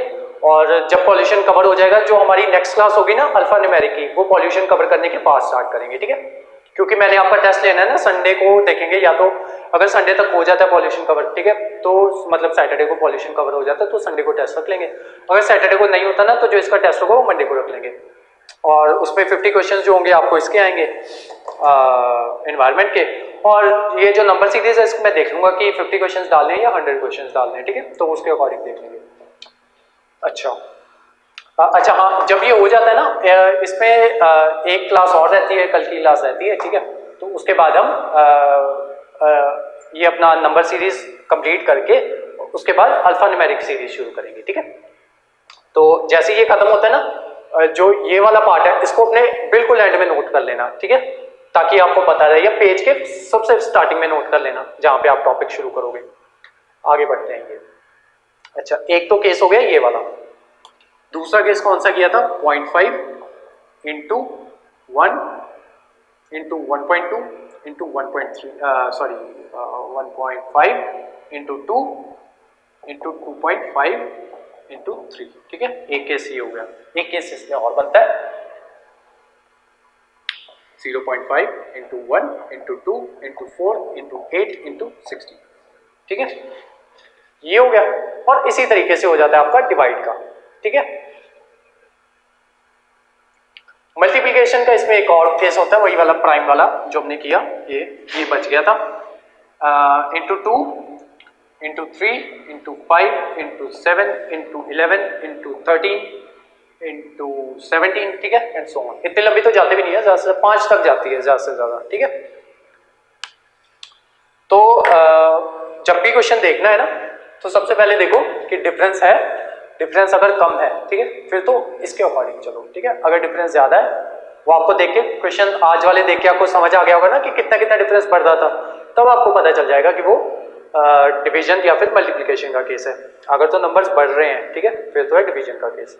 अगर जो नंबर्स है वो एकदम से कम हो रहे हैं, फिर है डिवीजन का केस। ठीक है, उसके बाद ये जो मैंने आपको बताया, इनके अकॉर्डिंग देख लो कि वो किस तरीके से जा रहा है। ठीक है, अगर तो पहला नंबर और जो सेकंड नंबर है दोनों के बीच में हाफ का डिफरेंस है, ठीक है, फिर पहला नंबर पक्का 0.5 से डिवाइड हुआ होगा। ठीक है, या मल्टीप्लाई 0.5 से मल्टीप्लाई हुआ होगा। ठीक है, और उसके बाद देख लेना कि जो नेक्स्ट वाले नंबर्स हैं उनके अकॉर्डिंग निकाल के देख लेना कि मतलब क्या आंसर बनता है।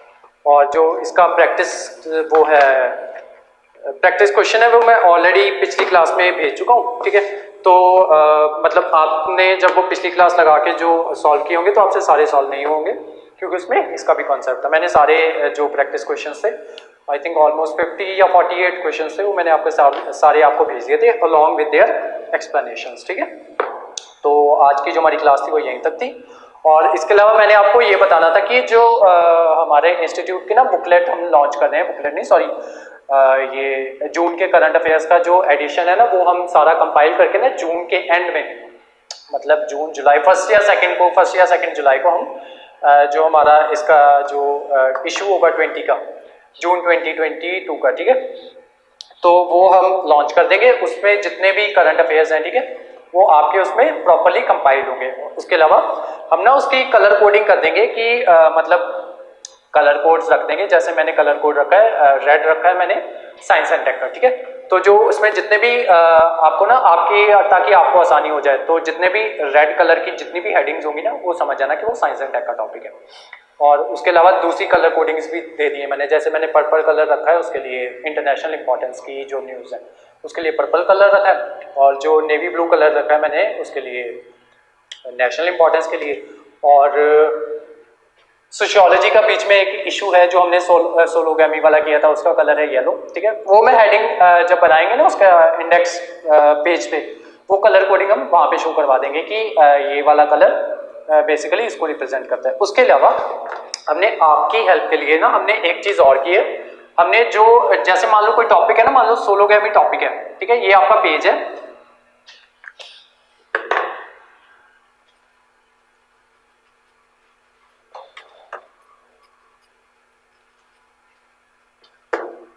मान लो ये आपका पेज है, ठीक है, यहाँ पे आपका टॉपिक शुरू होता है सोलोगैमी करके, ऐसे हेडिंग दी हुई है सोलो GAMY। ठीक है, यहाँ पे हेडिंग है, यहाँ पे उसकी वो है पूरी जितने भी उससे रिलेटेड बुलेट पॉइंट्स है ना, वो हमने नोट किया यहाँ पे मेंशन किए हुए हैं। ठीक है, जो जो आपको पढ़ने हैं। उसके अलावा यहाँ पे सेकंड टॉपिक शुरू हो जाता है, मान लो हो जाता है D2M टेक्नोलॉजी। ठीक है, डायरेक्ट टू मोबाइल टेक्नोलॉजी। इस पर मैं थोड़े दिनों बाद मैं इस पर वीडियो बनाने वाला हूँ, मैं भी आज ही बना दूँ। तो यहाँ पे ना इन सब के लिंक ना हमने इसी जो आपका ये जो मैगजीन होगा ना, यहाँ पे मेंशन कर दिए। आपको करना क्या है, टॉपिक देखोगे ना, हेडिंग देखोगे, इस पे ना डबल क्लिक कर देना। आप जब डबल क्लिक करोगे ना, आपको ना जो मैगजीन होगा आपका, जब सॉफ्ट कॉपी खोलोगे मैगजीन की, ठीक है, तो उस पर डबल क्लिक करोगे तो जो आपका, जब इस पर डबल क्लिक करोगे ना, तो जो आपका जो मोबाइल है या जो भी आपकी डिवाइस है वो आपको ले जाएगी यूट्यूब पे जो हमने ना अपनी जो वीडियो होगी उसका लिंक यहाँ पे डाला होगा। ठीक है, तो वो आपका जो मोबाइल है ना उस पर ये वीडियो चलने लग जाएगी डायरेक्टली। ठीक है, तो जो भी आपको जो भी वीडियो देखनी हो, ठीक है, उसकी हेडिंग पे बस डबल क्लिक कर देना और वो आपको उस पर्टिकुलर टॉपिक पे ले जाया करेगी। जैसे कुछ टॉपिक्स होते हैं ना, जैसे D2M टेक्नोलॉजी है, ठीक है, ये पढ़ के समझ नहीं आता, ये देख के समझ आता है कि मतलब क्या टॉपिक है। ठीक है, तो इसी तरीके से सारे टॉपिक्स, जितने भी टॉपिक्स बनेंगे, तो उसकी हम ऐसे करके बना देंगे। ऑलमोस्ट 50 से 60 टॉपिक्स हैं और आई थिंक 70 से 80 पेजेस की मैगजीन होगी वो, ठीक है। तो उसके अकॉर्डिंग देख लेंगे, क्योंकि आज है 22 या 23 है आज, ठीक है। तो मतलब आज वाला लेक्चर जो है वो कल पहुंचेगा आपके पास, आज 23 है तो आपके पास 24 को पहुंचेगा ये लेक्चर। तो आपको क्या करना है कि अच्छा, तो आज तक की जितने भी न्यूज़ हैं मेरे पास 20 जून तक की न्यूज़ मेरे पास पड़ी है, ठीक है। बाकी इसमें इंक्लूड करने वाली है, ठीक है। तो जो 10 दिन में अब तक का मेरे ऑलमोस्ट 50 पेजेस बन गए हैं उस मैगजीन के। तो उसके बाद देखेंगे कि जितनी जिस हिसाब से न्यूज़ आती है उसके अकॉर्डिंग जो जो आपके लिए इंपॉर्टेंट है वो हम डालते जाएंगे इसमें, ठीक है। तो ये जो मैगजीन है ये क्या कहते हैं, जो हमारे स्टूडेंट्स हैं उनके लिए फ्री ऑफ कॉस्ट होगी और एक्सपेरिमेंटल बेसिस पे ये हम जो मैगजीन होगी ये सबके लिए फ्री ऑफ कॉस्ट रखेंगे। और इसको मतलब ये मैगजीन आप लेने के लिए आपको जो हमारी स्क्रीन पे दिया हुआ नंबर है उस पर कॉन्टैक्ट करना होगा, जो इसके डिस्क्रिप्शन बॉक्स में शो हो रहा होगा, ठीक है। तो आज की जो हमारी क्लास थी वो यहीं तक थी और थैंक यू सो मच।